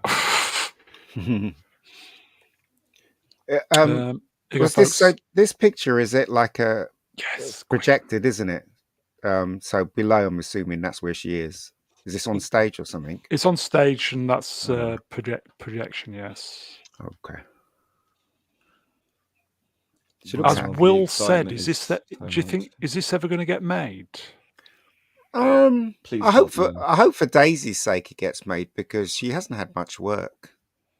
Well, she's not going to get much work after this, Just been looking at her the only going, thing she's got how left, many more isn't films it? does she need to Jay bomb Goodwin, in, Ray not good. Palpitation.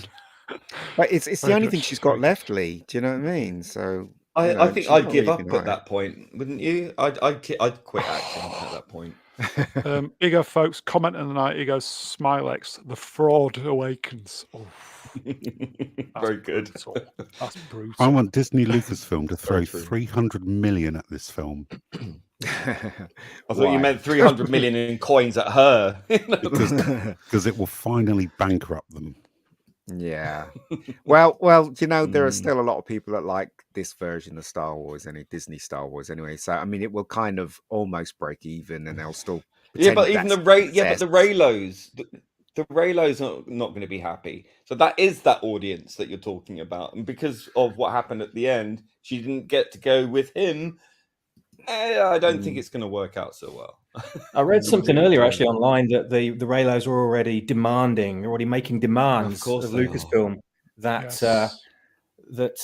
Kylo Ren Ben is back in it Tim's as her partner. Yeah, here we go. Look. There you go. Secret of comedy timing. The better looking version.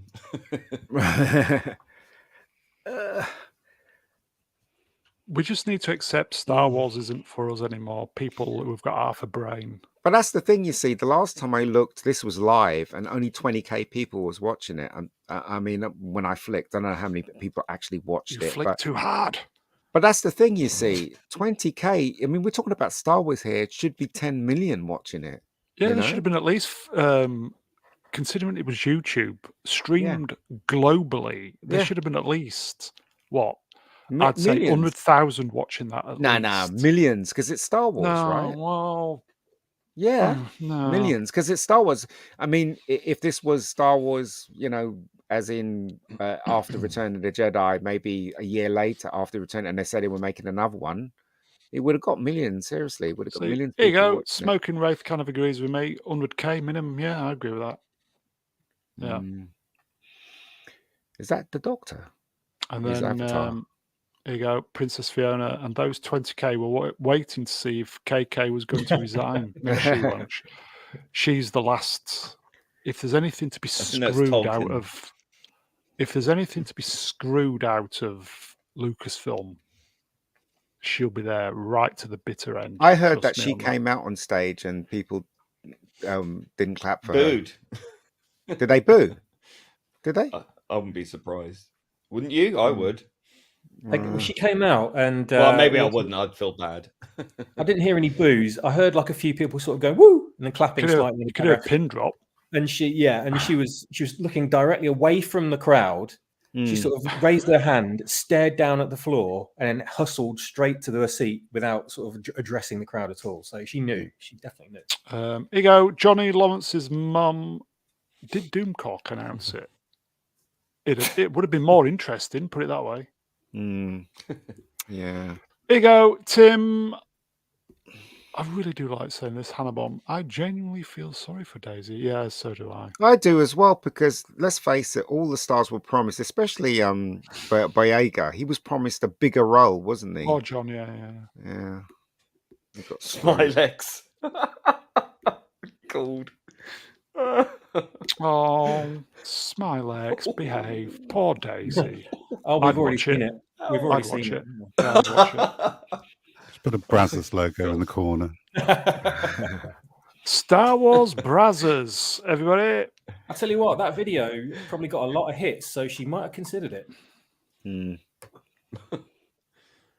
Wow. She looks like a boy. She cut her hair short, or she just got it tied back? Short. No, I think it's probably just pinned. She's just desperate for work. Daisy.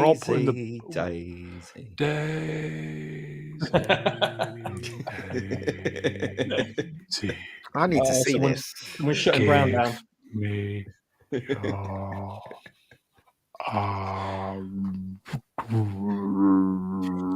Someone give him coffee, quick. Poor Daisy, poor John, poor Oscar, poor everybody. Poor fans of Star Wars. Yeah. They're not poor. They have money. Okay. Spend elsewhere.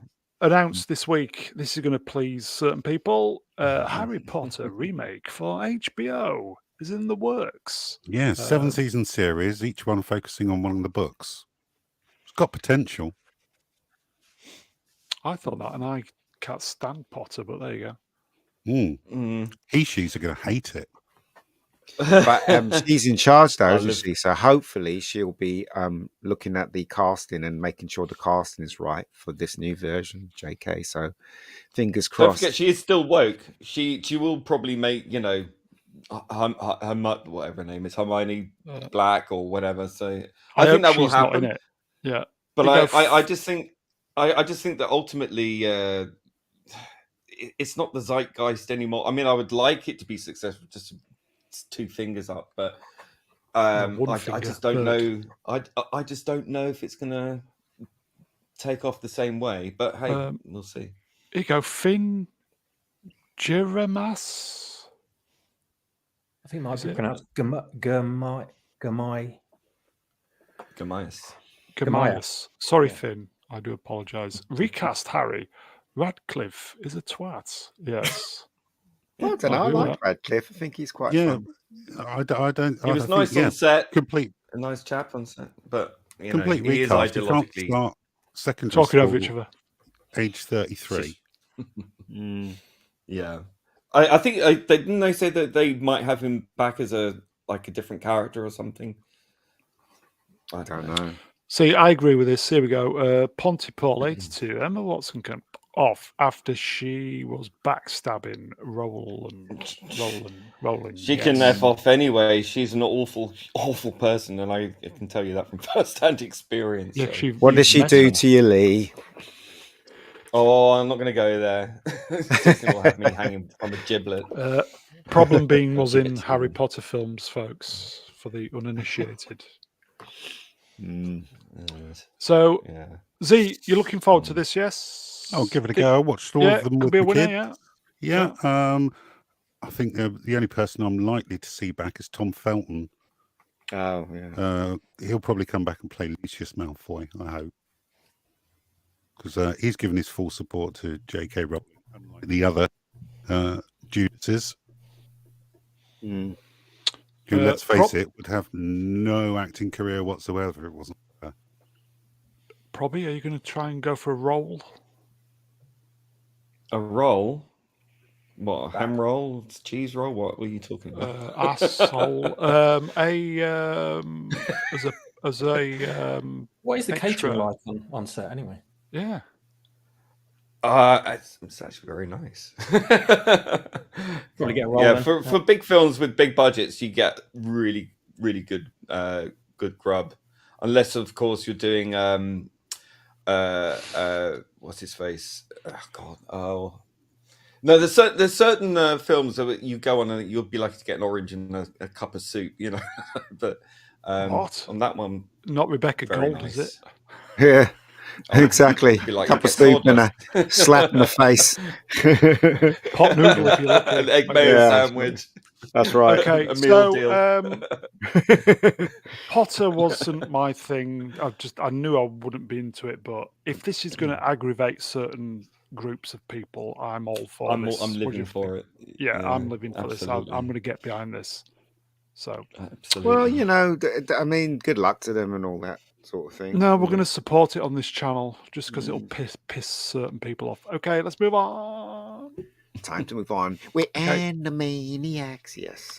Okay, speaking of Warner Brothers, Warner Brothers is 100 years old this week, when it was founded. And showing it. I do like Warner Brain Brothers. dead.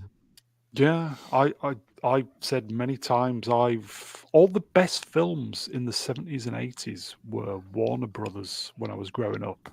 Lethal Weapon, Dirty Harry. Yeah, I've got a real soft spot for Warner Brothers. Guys?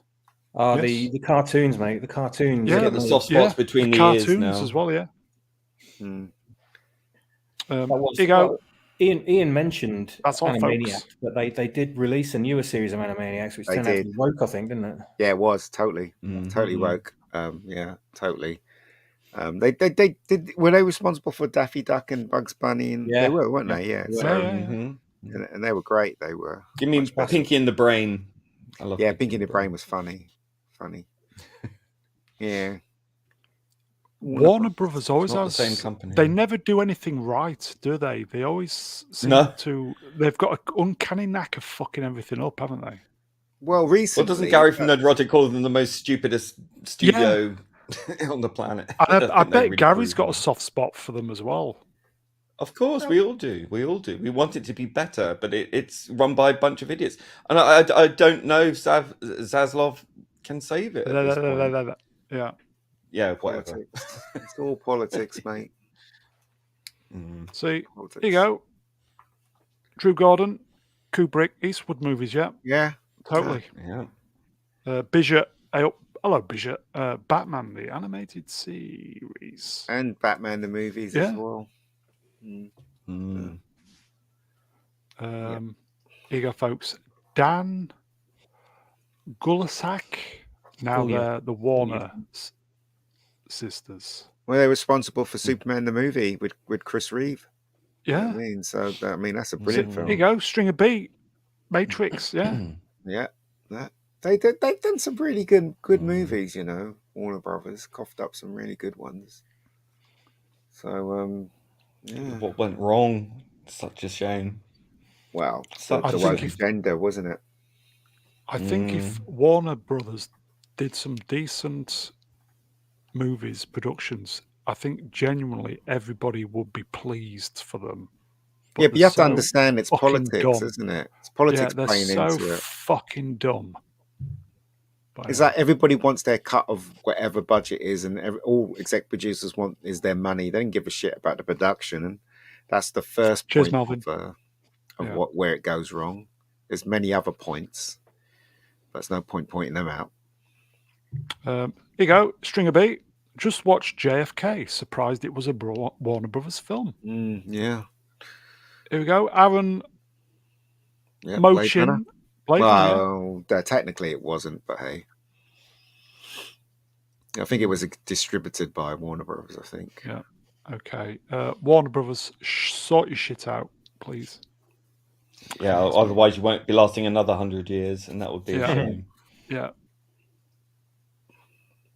Speaking of not lasting very long, this one's popped up again, folks. This is Australia to end cash withdrawals from branches. So again, we've said this before, they're trying to get rid of cash. But what are you going to do if you end up in an emergency and there's no car, like the electric's down or whatever, or you're stuck somewhere and you've only got cash, or you've got no cash and you need something to trade? I mean, this is ridiculous. Once you remove cash, you've got no backup, you've got no emergency, you've got nothing of value in your hands. You know, it can be switched off at a moment's notice. And they have you by the bollocks as well. It's all about control. That is true, actually. Yeah, as soon as it goes digital, then they can just press a button and control anything, can't they? They can also take all your money away if they want. Yeah, it doesn't exist. Yeah. Stop you withdrawing anything. Yeah, stop you accessing anything. You have been a naughty boy. We are going to take £10,000 from your life savings. I think that's, your social credit is through the floor. Your social credit's down. You have to take off X amount of dollars off of you. It's I would say this very creepy. I know we like talking about pop culture and stuff like that, but I think, again, boys and girls, I think this is important. I saw a video once where this guy was saying every major bank is bankrupt and they're giving out money that they don't have. Pretty much it. Yeah, that's pretty much it. Like a bill, a dollar note or dollar bill or a pound note or whatever isn't actually money. There's no value in it whatsoever. It's like a promise to pay. It's an IOU, basically. Yep. So that the only value that's in it is what we give it, is what we think of it, and what they tell us that there's a value. But there isn't actually any value there. So it's all a massive scam, the whole thing. But I'm not going to go into it because I don't want to get bogged down in that kind of... Yeah. Well, what do you expect from a country made of criminals? Sorry, Australians. See, the thing is, if you have a note in your wallet that says "I promise to pay the bearer," that is real money. Whereas digital money is totally different, isn't it? They can just say, "I'm not paying you. Get fucked." Fiat. Yeah. Do you come from a land down under? My drug dealer doesn't do Venmo. Okay. So, well, not Brian came up with a. Yeah, exactly. Yeah, and then not Brian came up with a very good solution there as well. What's that? It's not that one, is it? Well, it's related to what he said. I can't find it. So. Did I have euros down there in Australia? What, euros? No. What's Australian that? dollars. Australian dollars. Not Brian. Offer a BJ like the good old days. Yeah. So we could just barter with eggs. We can't buy those anymore, can we? No. Yeah. It's ridiculous. Australia is so lost. It really is. Yeah, it's becoming a fascist state. I mean, when you look at fascist Italy, I mean, it's very reminiscent. I'm sorry, but it is. The women blow and men thunder down there. No, that wasn't very, very. Australia is land of deep thunder. Very good. Australia is a country full of heart and spirit, but since COVID, and things that want to kill you, they've been slapped down, and the people are just taking it, and that is very worrying. Well, you know what Australia's problem is, don't you? What's that then? No, it's not that half of them are criminals. It's half of them are descended from security guards. Security guards? Yes. Yeah, prison guards. Yeah. What a time for your mic to cut out. But moving on. Big Daddy beef rump steak. Okay, so I thought I'd pop this one in. So here we go. A joyless fuck in Britain has decided that a Big Daddy beef rump steak is offensive. So just read it, folks. Take it in. Just think. Yourself, Brown. Who is this person that says it's offensive? Someone who's never had a daddy. Well, she can go. Yeah, you know what I mean. Yeah, daddy issues. Go on, Z. Z, break it down. Break it down. Why is this an article? If she's a nobody, who is she? Don't know. That's what I'm saying. Dissatisfied of Essex. Why are we even reading this? But you know, this is anyway. I give in because it shows you how much power people who complain have. You know, like except when it's fans of I don't know Star Wars or something. But when it's something like some woman from Chippenham or whatever comes up and says, "Yes, I don't like this because it's sexist and wildly inappropriate," and I'm right and you're wrong. Yeah. Brown, as a self-proclaimed vegan, here we go. What's your opinion on this story? My opinion is right. Okay, folks. Right. Okay, I am a vegan, in inverted commas, dirty vegan. Right. Ooh. I'm 54, and I turned vegan 51. While I don't mind if anybody eats meat, go for it. Whatever floats your boat, you go for it. Oh, shove a sausage down your throat for crying out loud. Everybody you would say that probably. Daddy's talking. Just got that. I think everybody should eat probably a little less meat and more vegetables, etc., etc. But joyless bastards like this are just taking what little pleasure that people could probably afford nowadays with the cost of living crisis. Somebody might go, do you know, I'm going to treat myself to a Big Daddy beef rump steak. It's expensive, but I'm going to live a little. Good for them. Joyless motherfuckers like her. How is it sexist? How is it sexist? How is it sexist? Is the meat male or female? I bet you it's male. Just saying. Isn't there a brown sauce called Daddy's brown sauce? Oh God, no! They'll be going for that next. That'll be the next. Yeah. Daddy's brown sauce is fantastic, by the way. It is. Here you go, Princess Fiona. My husband is going to be pissed that you said that, Mr. Brown. Uh-oh. I just think everybody should eat a little less meat. It's probably good for you, but definitely good for the planet. Shall we move on? Why not? Before all the viewers fuck off. I don't know if we can let you get away with saying that. Oh. We kind of mention Ana de Armas every week, but this was officially announced this week. So John Wick spin-off Ballerina, starring channel favourite Ana de Armas, releases, here you go folks, June 7th, 2024. Who's looking forward to this? I am. Yep. Definitely want to see her kick ass and show a bit of leg and, you know, look all sexy and all that sort of thing. Mind you, it is 2024 and these people are in charge, so she might be just in a boiler suit. Who knows? With a chest binder. Yeah. I think it's been filmed. Hair. It's been filmed. I think it's complete. I think it's in post. So is it the same people that are making this? The same people that have done John Wick? Is it the same director? Is it, you know, I mean, I don't know who's making this, you know.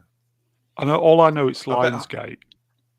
I bet half the panel here would love to have had that editing job. Oh, yes. Please.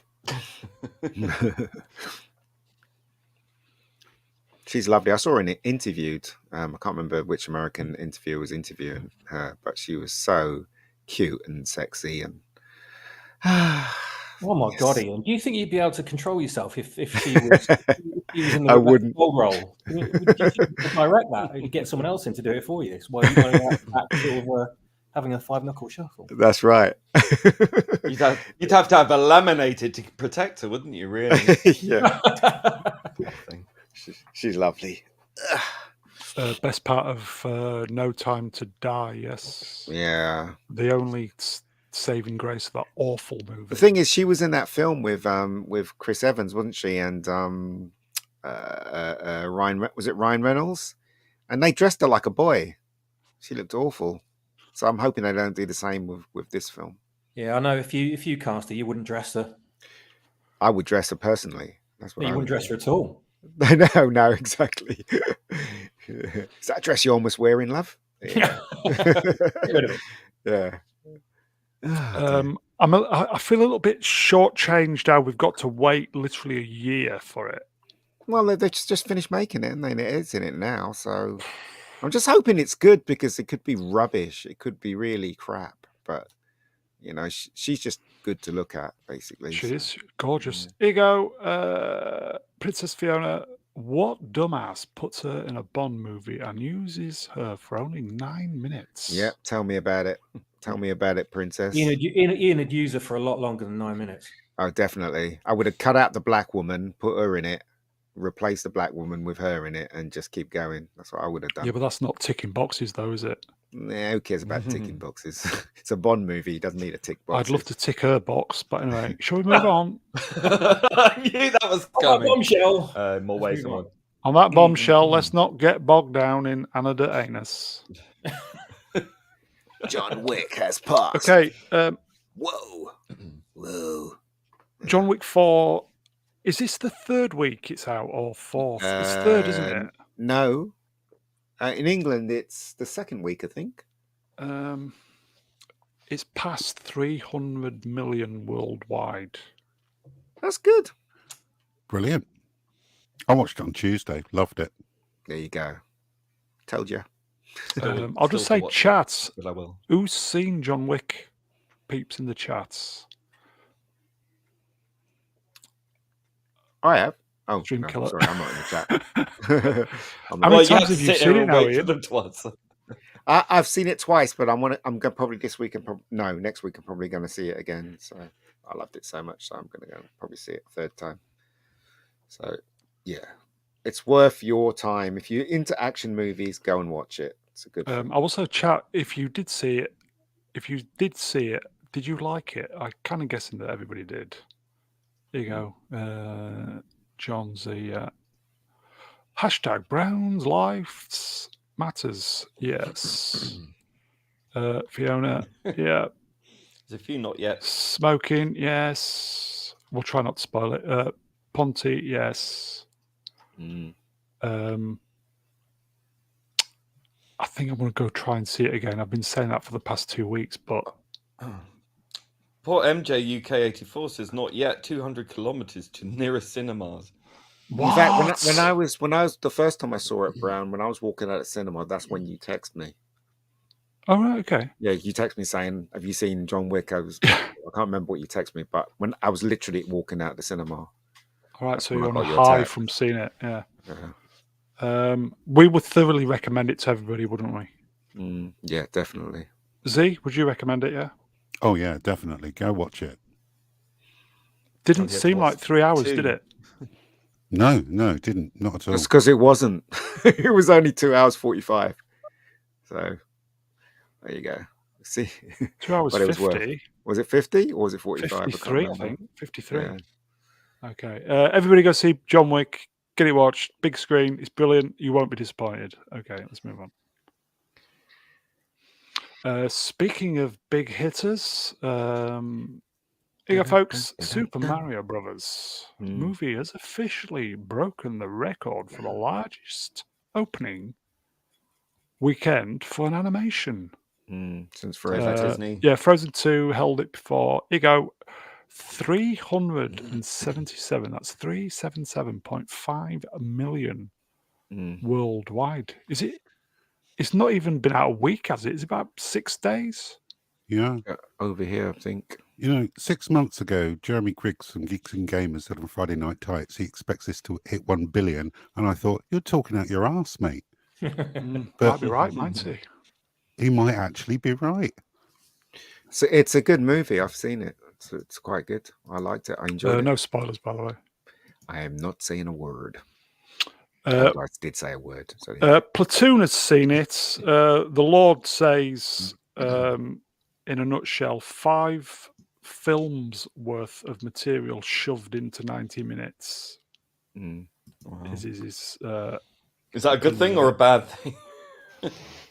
I enjoyed every moment. Actually. I think probably bad, because he said it there, 5 films worth of material. Well, let's hope they got plenty more where that came from then for the next bunch that will inevitably follow. So we'll see. Here you go, chat's moving, sorry. Princess Fiona, there is no plot to spoil. I think everybody knows the plot, to be fair. I've never played it in my life, and I think I can guess the plot anyway from years and years of absorbing it via osmosis. I think, would it be a good mushrooms film? It wouldn't. Has mushrooms in it. Yeah. There you go. Bishop Moore, Donkey Kong's mushroom on show in that poster. Oh dear. Oh yes. Brown, can we get your interesting place mushroom experience review on this movie? Well, if somebody gets me some mushrooms, yeah. Here you go, Princess Fiona. It's essentially 90 minutes worth of Easter eggs crammed into every nook and cranny of every scene. And well, it is Easter, like what a mess. I think that's probably the biggest problem with the film, according to Platoon. Yeah. Yeah, no, I went with some kids. They enjoyed it. I'd like to see how it compares to I haven't seen the sequel, but I'd like to see how it compares to the first Lego movie, because I thought that was absolute genius. That first. I like the Lego movie as well. On so many levels, it was so great. It was just brilliantly made at every opportunity. Lego Batman was fantastic. I've not seen that yet. I would like to see it, but I'd like to see, because this seems like Wreck-It Ralph. It seems to be in the same ballpark. So I'd like to find out, how enjoyable it is on that scale, or do they oversaturate it? That's what I want. Here you go, Yegson Voorhees. Almost no story or character development. It's getting by mostly on visual accuracy to GHR. I don't know what that is. Source material and Easter eggs. It's definitely a turn your brain off movie and take mushrooms. I think you meant the source material. It's just a typo. I think as long as there's no wokeness in it, and as long as it's fun and it's not tragically, that's a low bar. Yeah, it is, isn't it? But these days, come on, we've got to take what we get, right? Princess Daisy is obviously the main, the girl boss, but that was the whole point of the kind of game, wasn't it? So we wouldn't have a problem with it, would we? Well, she is a princess, so it's kind of a boss, isn't it? Oh, you have the same with Princess Leia, didn't you? So that's it, exactly. Yeah, as long as it doesn't go beyond that kind of the realms of the character envelope there. Princess I think we're all right. I think the character we're right. Yeah. Here you go, folks. Old Blue Boy himself, not Blue anymore. The movie cynic. Hello, movie. Movie was the definition of mid. It was all right, it's for kids, isn't it? It's for kids. So I mean, and adults. Well, and he just came back to say that and bye. Yeah, I enjoyed it, but as I said, it's not the best movie ever made, is it? Who else on the panel has seen the Sonic movies? I haven't seen them yet. I saw the first one; it was pretty good. First one's good. Second one is okay. I've not seen the second one yet. I'd like to see how this compares to those. Okay. It's kind of lower than the Sonic movies, but it's. I mean, as I said, it's not made for me. It was made for kiddies, and the kids and I went with lapped it up. They lapped it up. It's made for people. It's made for grown-up kids who have played the games all their life. Yeah. Like, that's the reason why I want to see it, really, because I was huge on Mario in the 80s and early 90s. Super Mario 64. Oh. Yeah, I was before that, man. I was Super Mario World. That was always Nintendo. Always Nintendo, me. I really like the Sonic movie, but Sorry, did he not come from Donkey Kong? I don't know the history of Super Mario Brothers, but where did they come from? Was it from another game? They come from essentially Donkey Kong. Donkey Kong, the arcade game back in the day. He was the little the plumber. Yeah. Who used to go up the ladders and ramp with Donkey Kong throwing. See, I used to play Donkey Kong. Barrels. Used to throw barrels. Roll out the barrel. It was originally called Jumpman. He didn't really have a name. He was just called Jumpman, but then they kind of developed a character from that. But yeah, Donkey Kong. That's why Donkey Kong's in it. Defender, classic. Andy Mouse, 1, 2, 3. I liked Defender. Yeah, Defender was probably one of the greatest games. Defender. Yeah, greatest games of all time. See, Defender relied on the control scheme of the arcade machine, and it's hard to replicate at home. So that's why it's always been. If you've got a Defender arcade machine, arcade cabinet, you are one very lucky person. Yeah. Okay, so I'm gonna go see it at some point. So yeah, I think I might. Let's move on. Moving on. Kathleen Kennedy says the runtime for Indiana Jones and the Dial of Destiny will be around 2 hours, 22 minutes long. 3 hours too long. Well, according to some reports, she got called into the office, and the guy that's in charge wasn't happy with what he saw. They had screenings, they weren't happy with it. They re-edited, reshot the ending, but the trailer that's been put out now is it just doesn't look good. It looks like Phoebe Waller-Bridge, whatever her name is, telling off Indy every step through the movie. Do you know what I mean? It's just and also I keep saying capitalism. Again, they won't give us what we want. What we really want was Indy back with Sala, maybe Marion. Maybe even short round. But what do they give us? Indy and Oscar winner short round. Yeah, Indy and this new woman that's big in TV and big in the industry because they can. Do you know what I mean? So I just got a strange feeling this is going to be not good at all. This is going to blow hard, isn't it? It'll be very interesting to watch it, just to see the traces of what the film was before the massive reshoots and re-edits. Because it will be evident somewhere in there. Some things won't quite link up together. Things won't dovetail. The script will kind of jump and it'll be a bit jittery. The plot will be probably feel like 3 separate movies. You'll be able to see signs of it in there, of it being a completely different movie. But we all know it was completely reshot because John Williams admitted, didn't he, recently? Yeah. He was redoing the soundtrack for it. So the budget for this film is going to be massively overblown. 300. How are they going to make their money back from this? I don't know.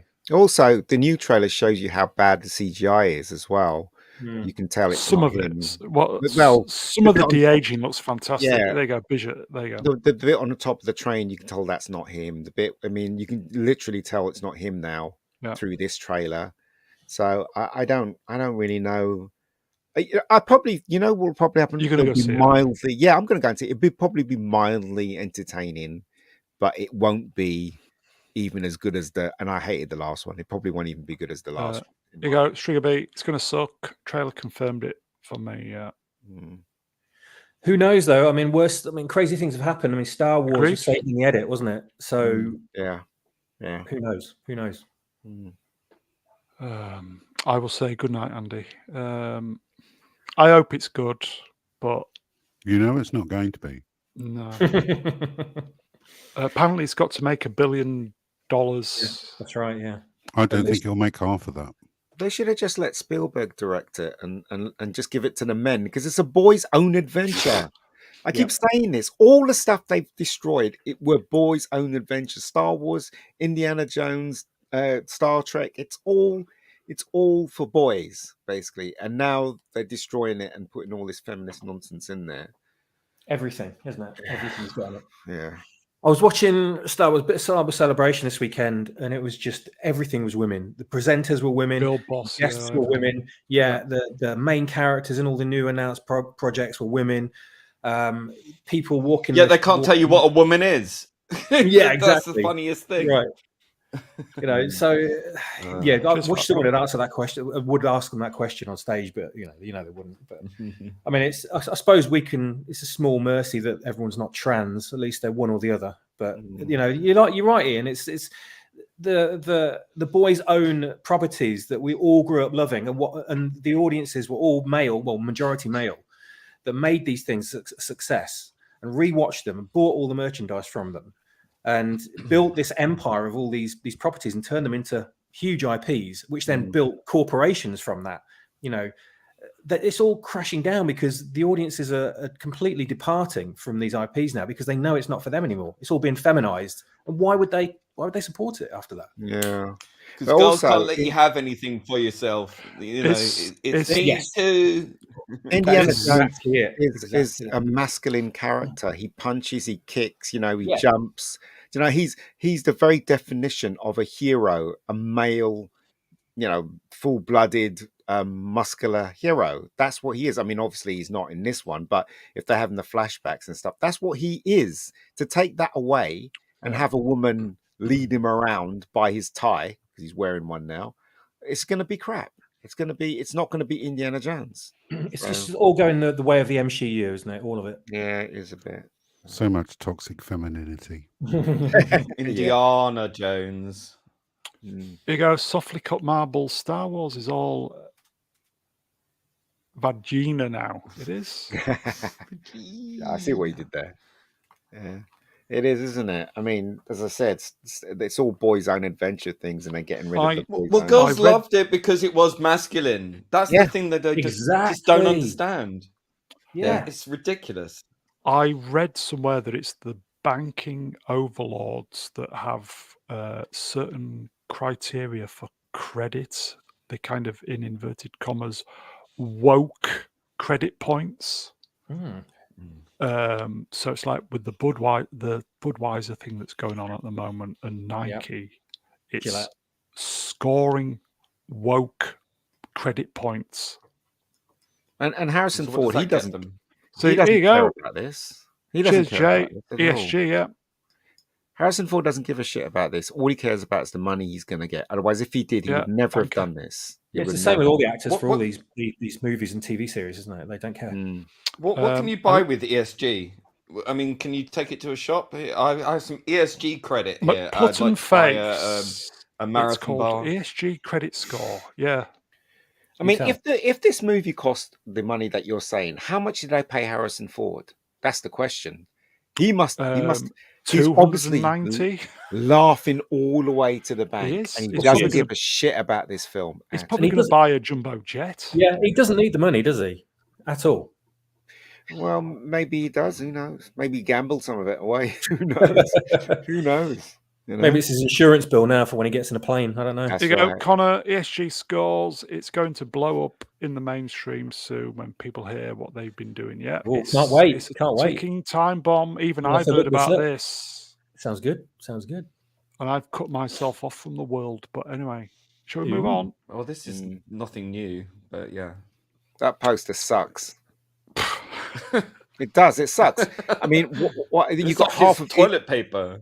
Yeah, Brown.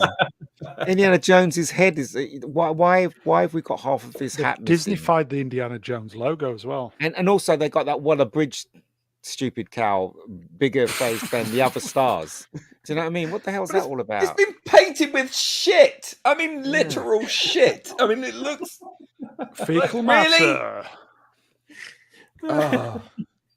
Oh God! Honestly, and also the actual logo itself is wrong. They've changed the it. wrong. Yeah, they changed the logo, and it's like, well, 25%. Yeah, it's not good. Yeah, I'll just blow that up for you folks. No, great bigger shit. I would love to go to the theatre when that's out. I bet you they're going to get rid of that black woman on the left. Probably when the Chinese poster. That's right. Yeah. Yeah, definitely. Yeah. I genuinely would love to go to the theatre and be entertained for the 2.5 hours. We all would. But it's not going to happen, is it? We know what we're going to get. We all would want it to be an eye-rolling fest. Here you go, Drew Gordon, Indiana Jones and the Brown Shit of Doom. I hope that's not me. That's not alluding to you, yeah. Oh, cheers, Drew. Smilex's comment about ESG was very, very humorous. Yeah, I'm not going to. Yeah. See, another thing that I'm puzzled about as well is so what's the explanation why he's not with Marion? Don't tell me they got divorced, or he was a bad father, or something. Bad father, like bad dad, whatever. Yeah, trope in it, bad dad. You know what I mean? Why isn't he on the adventure with Marion? He probably was. They should have done. Being unfaithful, probably. I don't know. She's ordered him to go down the shops and get and he gets caught in an adventure along the way. Basically. I've got it. He was probably banging Kennedy behind her back. How old's Indiana Jones meant to be in this film? Then? Good question. 70-ish. So if he's still alive in 1977, he can literally see himself in Star Wars. He can walk into. That's how. That would be the perfect ending of Indiana Jones walking into the. Oh God! Don't. Opening. That means another movie. There you go. Stringer B. Is Shia LaBeouf in it? No, I think he is. No, they have announced that this is the last movie, haven't they? They're not going to make any more after this. Well, I saw an interview with Harrison Ford, and basically, this is before the reshoot. He was saying Indiana Jones is a really great way to go out. He was saying as the Indiana Jones character. Yeah, because he's got a new plane. That's so, why. So basically, he was literally telling us that Indiana Jones was going to die. I could read through his words. That's what he was trying to tell us. But now, who knows? Who knows? Yeah. No, not anymore. Yeah. If Indiana Jones, for the people who do go see this, if Indiana Jones dies, I think there will be. It wouldn't be pretty afterwards. Put it that way. There will be uproar. I think what Ian said a while back now, sometime last year when we covered Indiana Jones, was they should have had Short Round in this. Yeah, you go. Look, here you go. I want Short Round back. Yeah, agreed. Okay. Yeah. Oscar winner. Don't forget, Oscar winner. They should have had him in this, and then they could have, Indy could have retired at the end of the movie, and then we could go forward with Short Round as like taking his hat and whip or doing whatever afterwards. Because Short Round was an adventurous kind of kid, it fits with him going forward, and then it also ticks the diversity checkbox. Yes, I was just thinking that. Yeah, but they didn't want to do that because it's all about women. Stop the Asian hate. Because it's not the Asian hate. Waller-Bridge. See, that's what they should have done. Okay. Basically, they should have. When Indiana Jones met Short Round could be pissed off him because Indiana Jones dumped him. Do you know what I mean? And that could have been a really good dynamic between them both. Yeah, but no, they want Waller freaking Bridge in it so they can push the women power rubbish. That's what they were doing, and that's what all the Disney films was about. That's what all the films. It's like bait and switch. That's all it's about, really. Well, I think they should have recast Shia LaBeouf's role and made him a legacy character and just continued as a new action hero. Could do. I still think it'd be better with Short Round. It would. Oh yeah, definitely. Here you go. Smilex, Indiana Jones and the Shadow of Dignitas. It would have been Short Round would have been. Naughty. what I would have loved to have seen is Short Round kind of being inspired by Indy, and he ends up going to uni and learning all history and all this sort of stuff. And then they meet up again, and he's kind of this studious kid who knows all about all of the artifacts and history and archaeology. Because Matt, that would dovetail to the third Indiana Jones, when Indiana Jones was inspired by that guy that stole the cross of, you know what I mean? So it would have basically mirrored it if Short Round was in it. That would have been awesome. And let's face it, we all love the actor as well. And also, and also the fact that Indiana Jones could be surrogate father to Short Round, even though he's in his 40s, but still it could have been quite cool that way. It would have been very good. Well, he's in his 50s now. Yeah, I know, but still, he still looks young. Okay.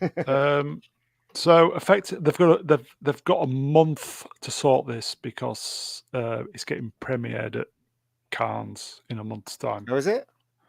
Yeah. So they've got I've heard though that the buzz about this film is that it's so good they've got the balls to premiere it at Cannes. So, well, not according to Doom.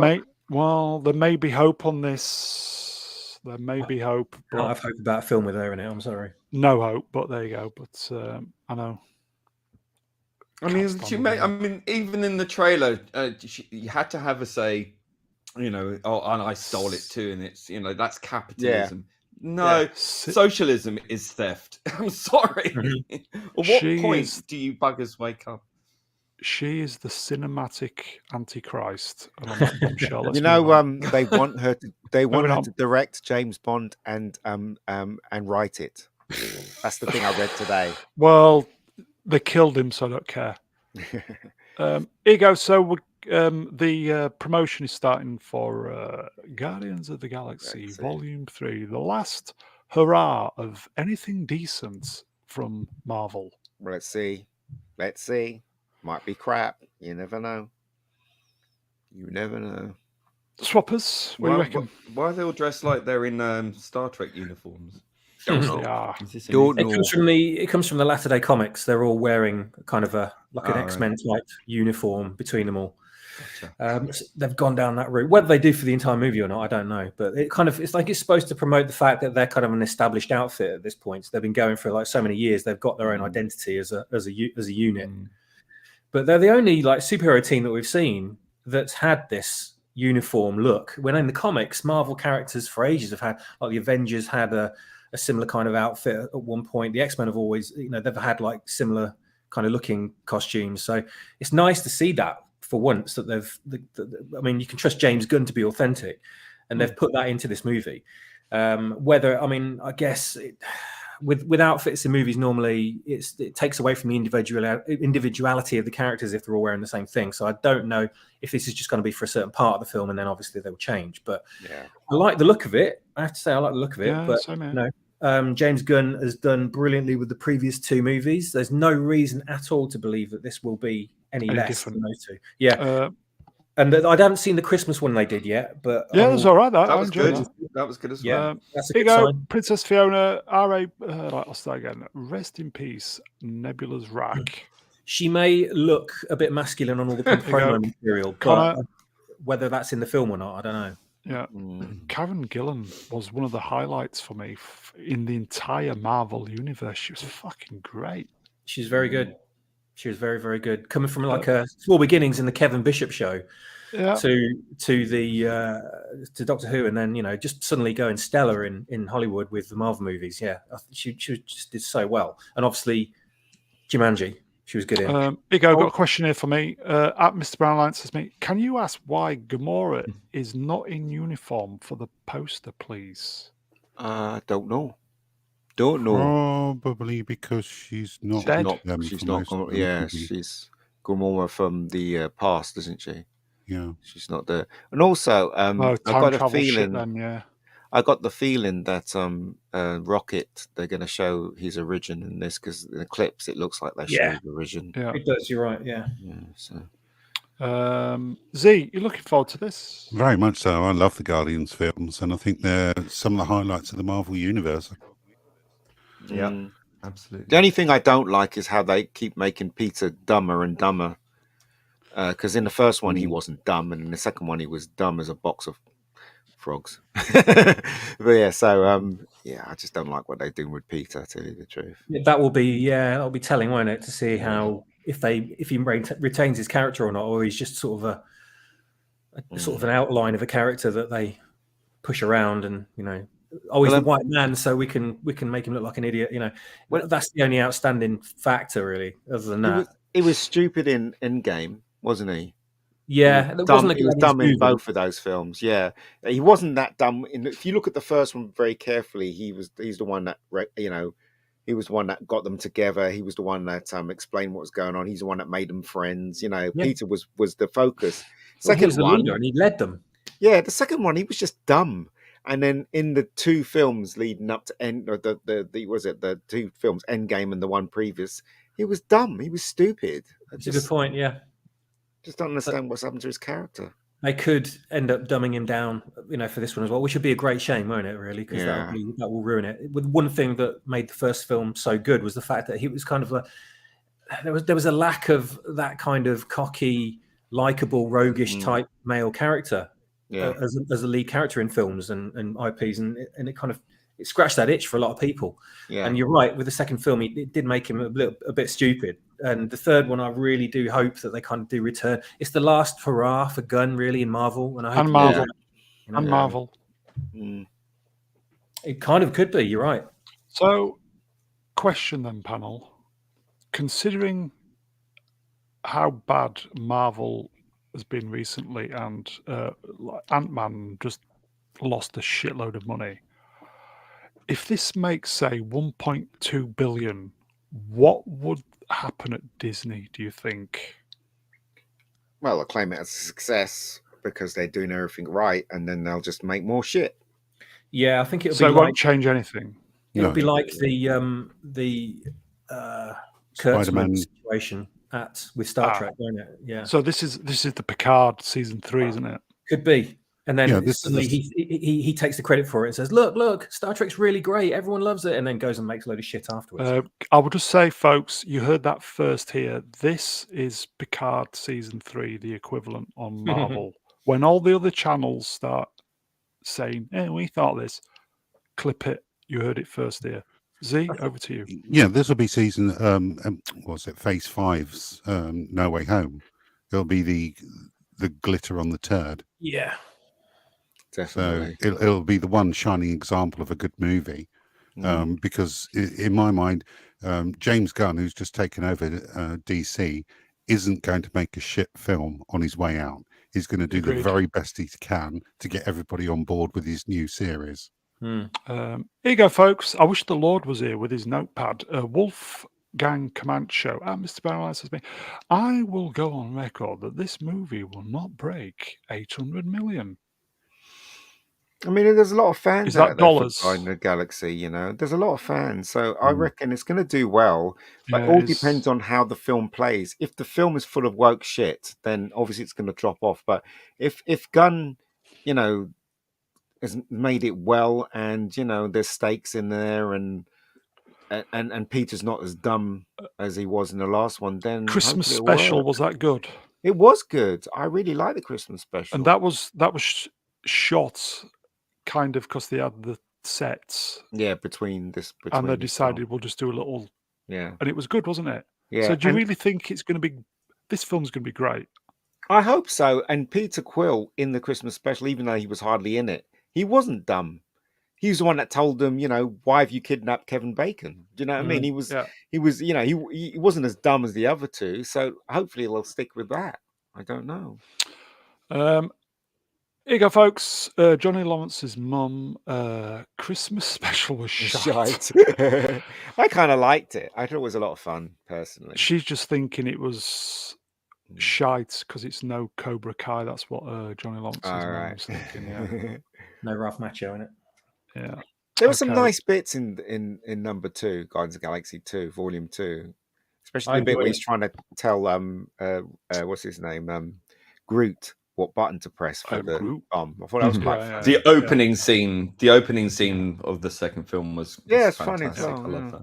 Yeah, they missed a trick with that Groot scene though, where he had the bomb, didn't he, and had the button, and he had 2 buttons to press, and it was like, this one, or is he going to press this one? Which he's going to press, and he's trying to remember which one to press. And I think it would have been perfect if he was going to press the wrong button, but then the explosion shook the room that he was in, that little hollow out, and it shook the room, and he went to press the wrong button, but ended up accidentally pressing the right button, and then saved everybody. Yeah.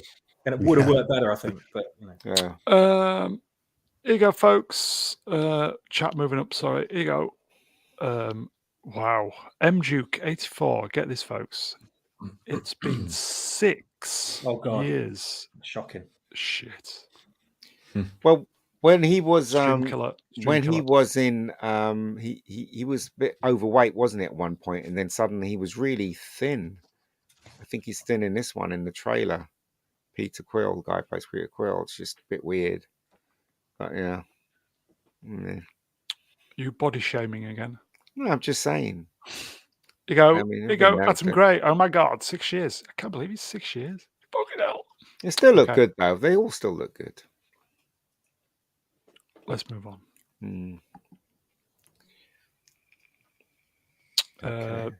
Okay. This is the way. This is the way. Earn your money, darling. Probably, do you want to say what the story is for the folks at home, please? Nah. Oh, what? Yeah, okay. Are they really going to make me stand up for Pedro, says Tom Connor. And Pedro Pascal reportedly paid nearly 10 times more than Bella Ramsey. Variety reported that Pedro Pascal received $600,000 per episode because he's the main star. Meanwhile, his co-star Bella Ramsey is rumored to have received on something. I don't know. A second job, a second ever job. Standing ovation. Yeah, I mean, really, you're not a big name star yet, my dear, and I doubt very much you will be at this rate. Well, the reason why they're doing that is because of she's a female. I'm not surprised. They're trying to push all that rubbish. And thing is, though, she doesn't deserve. No, she's a they them.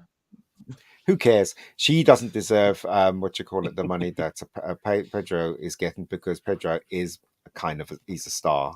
So, and also he's the one that dragged in all the money. So she has to suck it up until she becomes famous or more famous. Yeah, it'd be nice to walk into a job where somebody's been doing a job for say 20 years, and then you just walk in off the fucking cotton fields, say 30 years younger than everybody else, than the person, and expect the same pay as somebody who's been doing that job for 30 years. It's like Jodie Whittaker when she came in as Doctor Who, and she demanded to have the same as Peter Capaldi. It's just like, no, I don't. She got it. She didn't even earn it, and she actually did less work for more pay. So there's the justice there. Her agent's fault, probably. Thanks, Princess Fiona. Thanks for supporting my channel. Very kind of you, sweetheart. I thought I'd mention that. Thank you.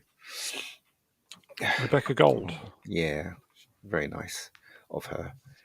Yeah, so this girl doesn't deserve all that money. Plus, she's a bit fugly. So there you go, in my opinion. So there you go. That's what I love about you, Ian. You're just a straight talking director. Shooting from the hip. Here you go. Time Profits at Mr. Browsme. Don't think we have many cotton fields in Britain. Yeah, it was a quote from a film which I can't remember. But anyway, let's move on. Moving on. And finally, can you guess what it is, folks? Is it a painting by No. Go on in. Here you go. Obviously, we had some Star Wars stuff going on this week. Swappers, are you ready? Oh, go on then. Guess what's coming out in a few weeks' time? No, Tom Cruise? Not me. You're coming out. It's a movie, everybody. I know. Oh, Return of the Jedi 40th. Is it 40th anniversary? Oh my God, I'm old. Jesus. Wow. Is it the but is it the George Lucas version where he's added all that crap into it, or is it original? We don't know what version it is. That's the thing. Yeah. If I tell you what, if this was Adiwan's version, I'd be fucking front of the row, camping out 2 weeks before it was released. Yeah. Yeah. I don't want to see Hayden Christensen in that end scene. Oh, that is so cringe. And also, they changed the music, didn't they, when those things were playing in the Jabba's? Celebration. Yeah. No, that too. In Jabba's palace. Yeah. With the music, with the. Here you go, folks. See, I thought this Drew Gordon in the UK. Don't know. I would like to. Well, look at the date. You've got the month first, and then the date, which is the opposite way that we do it in the UK. So it looks American, and they call it theaters instead of cinemas. So it's America. Yeah. But which version, though? That's a question. Ian, maybe it's a new version with loads of Disney edited shit in it, and they'll like validate the sequel movies. That would be great. Oh my god! Yeah, it's quite telling that they've not put whether it is a special edition or not. I mean, there are some scenes that should have been returned into it, like Luke building his lightsaber at the start. Yeah, and the sandstorm scene as well would have been good. Yeah.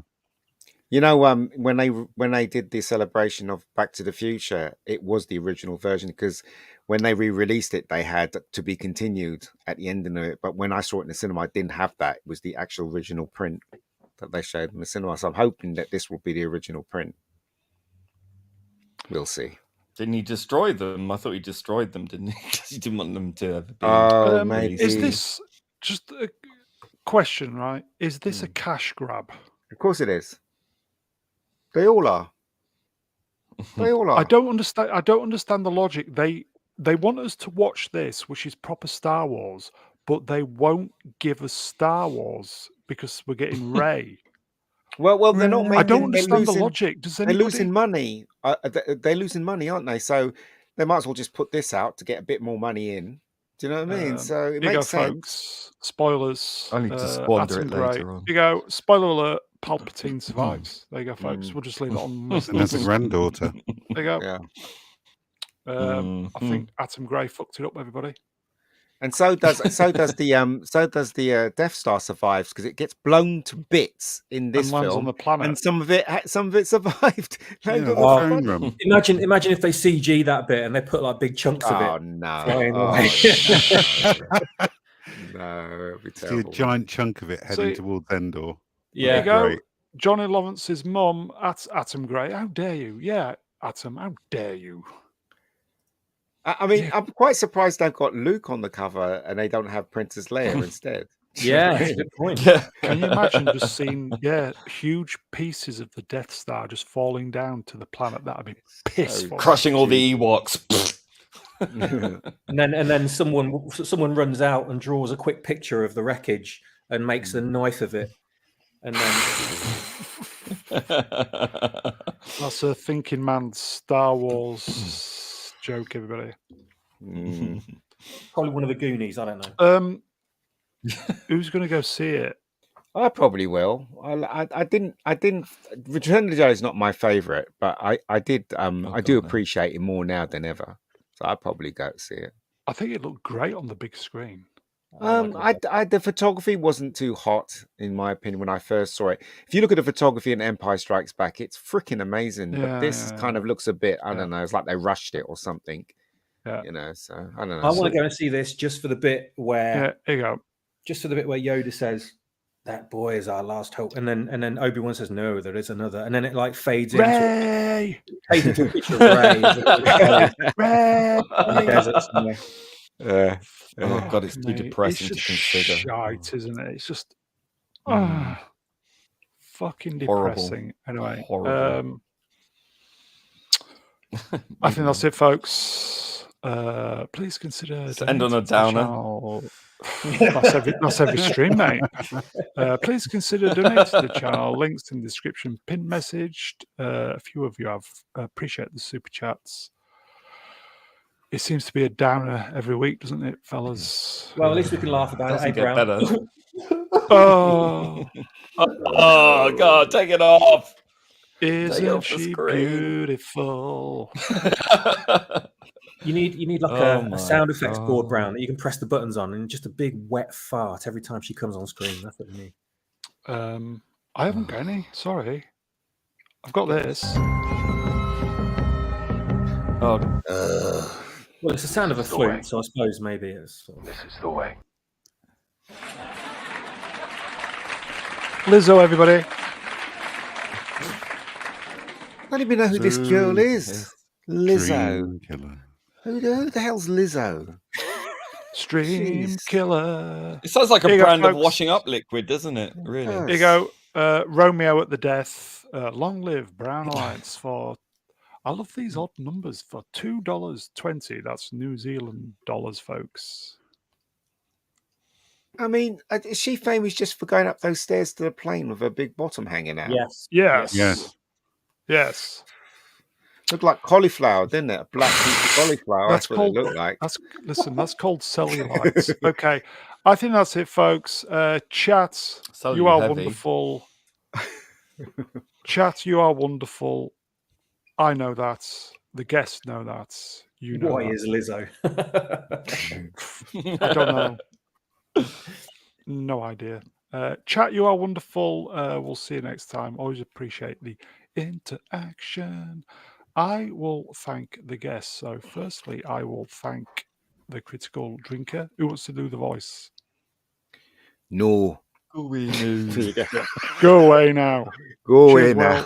Go away now. Right, thanks for the exposure, Brown. That's great. Where's Brian when you need him? Yeah. Exactly. Z, thank you, my friend. Sort that mic out. I'm starting to get annoyed now. It's horrible. Sometimes it works, sometimes it doesn't. I'll sort it out. Don't you worry. Your most important thing you said tonight, it just cut out, and we all went, yeah. Keep talking, Z. Whatever you're saying.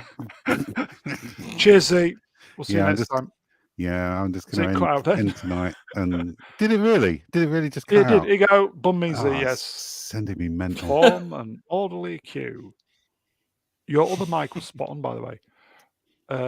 Ian, thank you, my friend. No worries. Absolutely no worries. New to the channel, folks. W2F. I'll start again. New to the channel. WTF Disney. Thank you, my friend. Oh, you're very welcome. Thanks for the invite. Nice to talk to you all for the first time ever. I hope you can join us again sometime. Yes. Oh, we'll see. We'll see. Maybe. Yeah, maybe. And last but by no means least, the governor of Twitter is back, folks. Problem being. Cheers, problem being. It's all about the timing. No, I feel the timing gags on its way. I think that is it, folks. We're definitely back Wednesday for the Mando roast. At least it didn't interrupt you, Lee. Is there 2 or 3 left of them? I've lost the will to live on that. We've got a Star Wars special to do with all the news from the Star Wars stuff. A lot of it is just piss funny.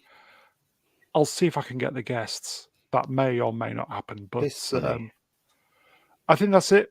We will see you Wednesday. If you're in the UK, enjoy your bank holiday. That is it.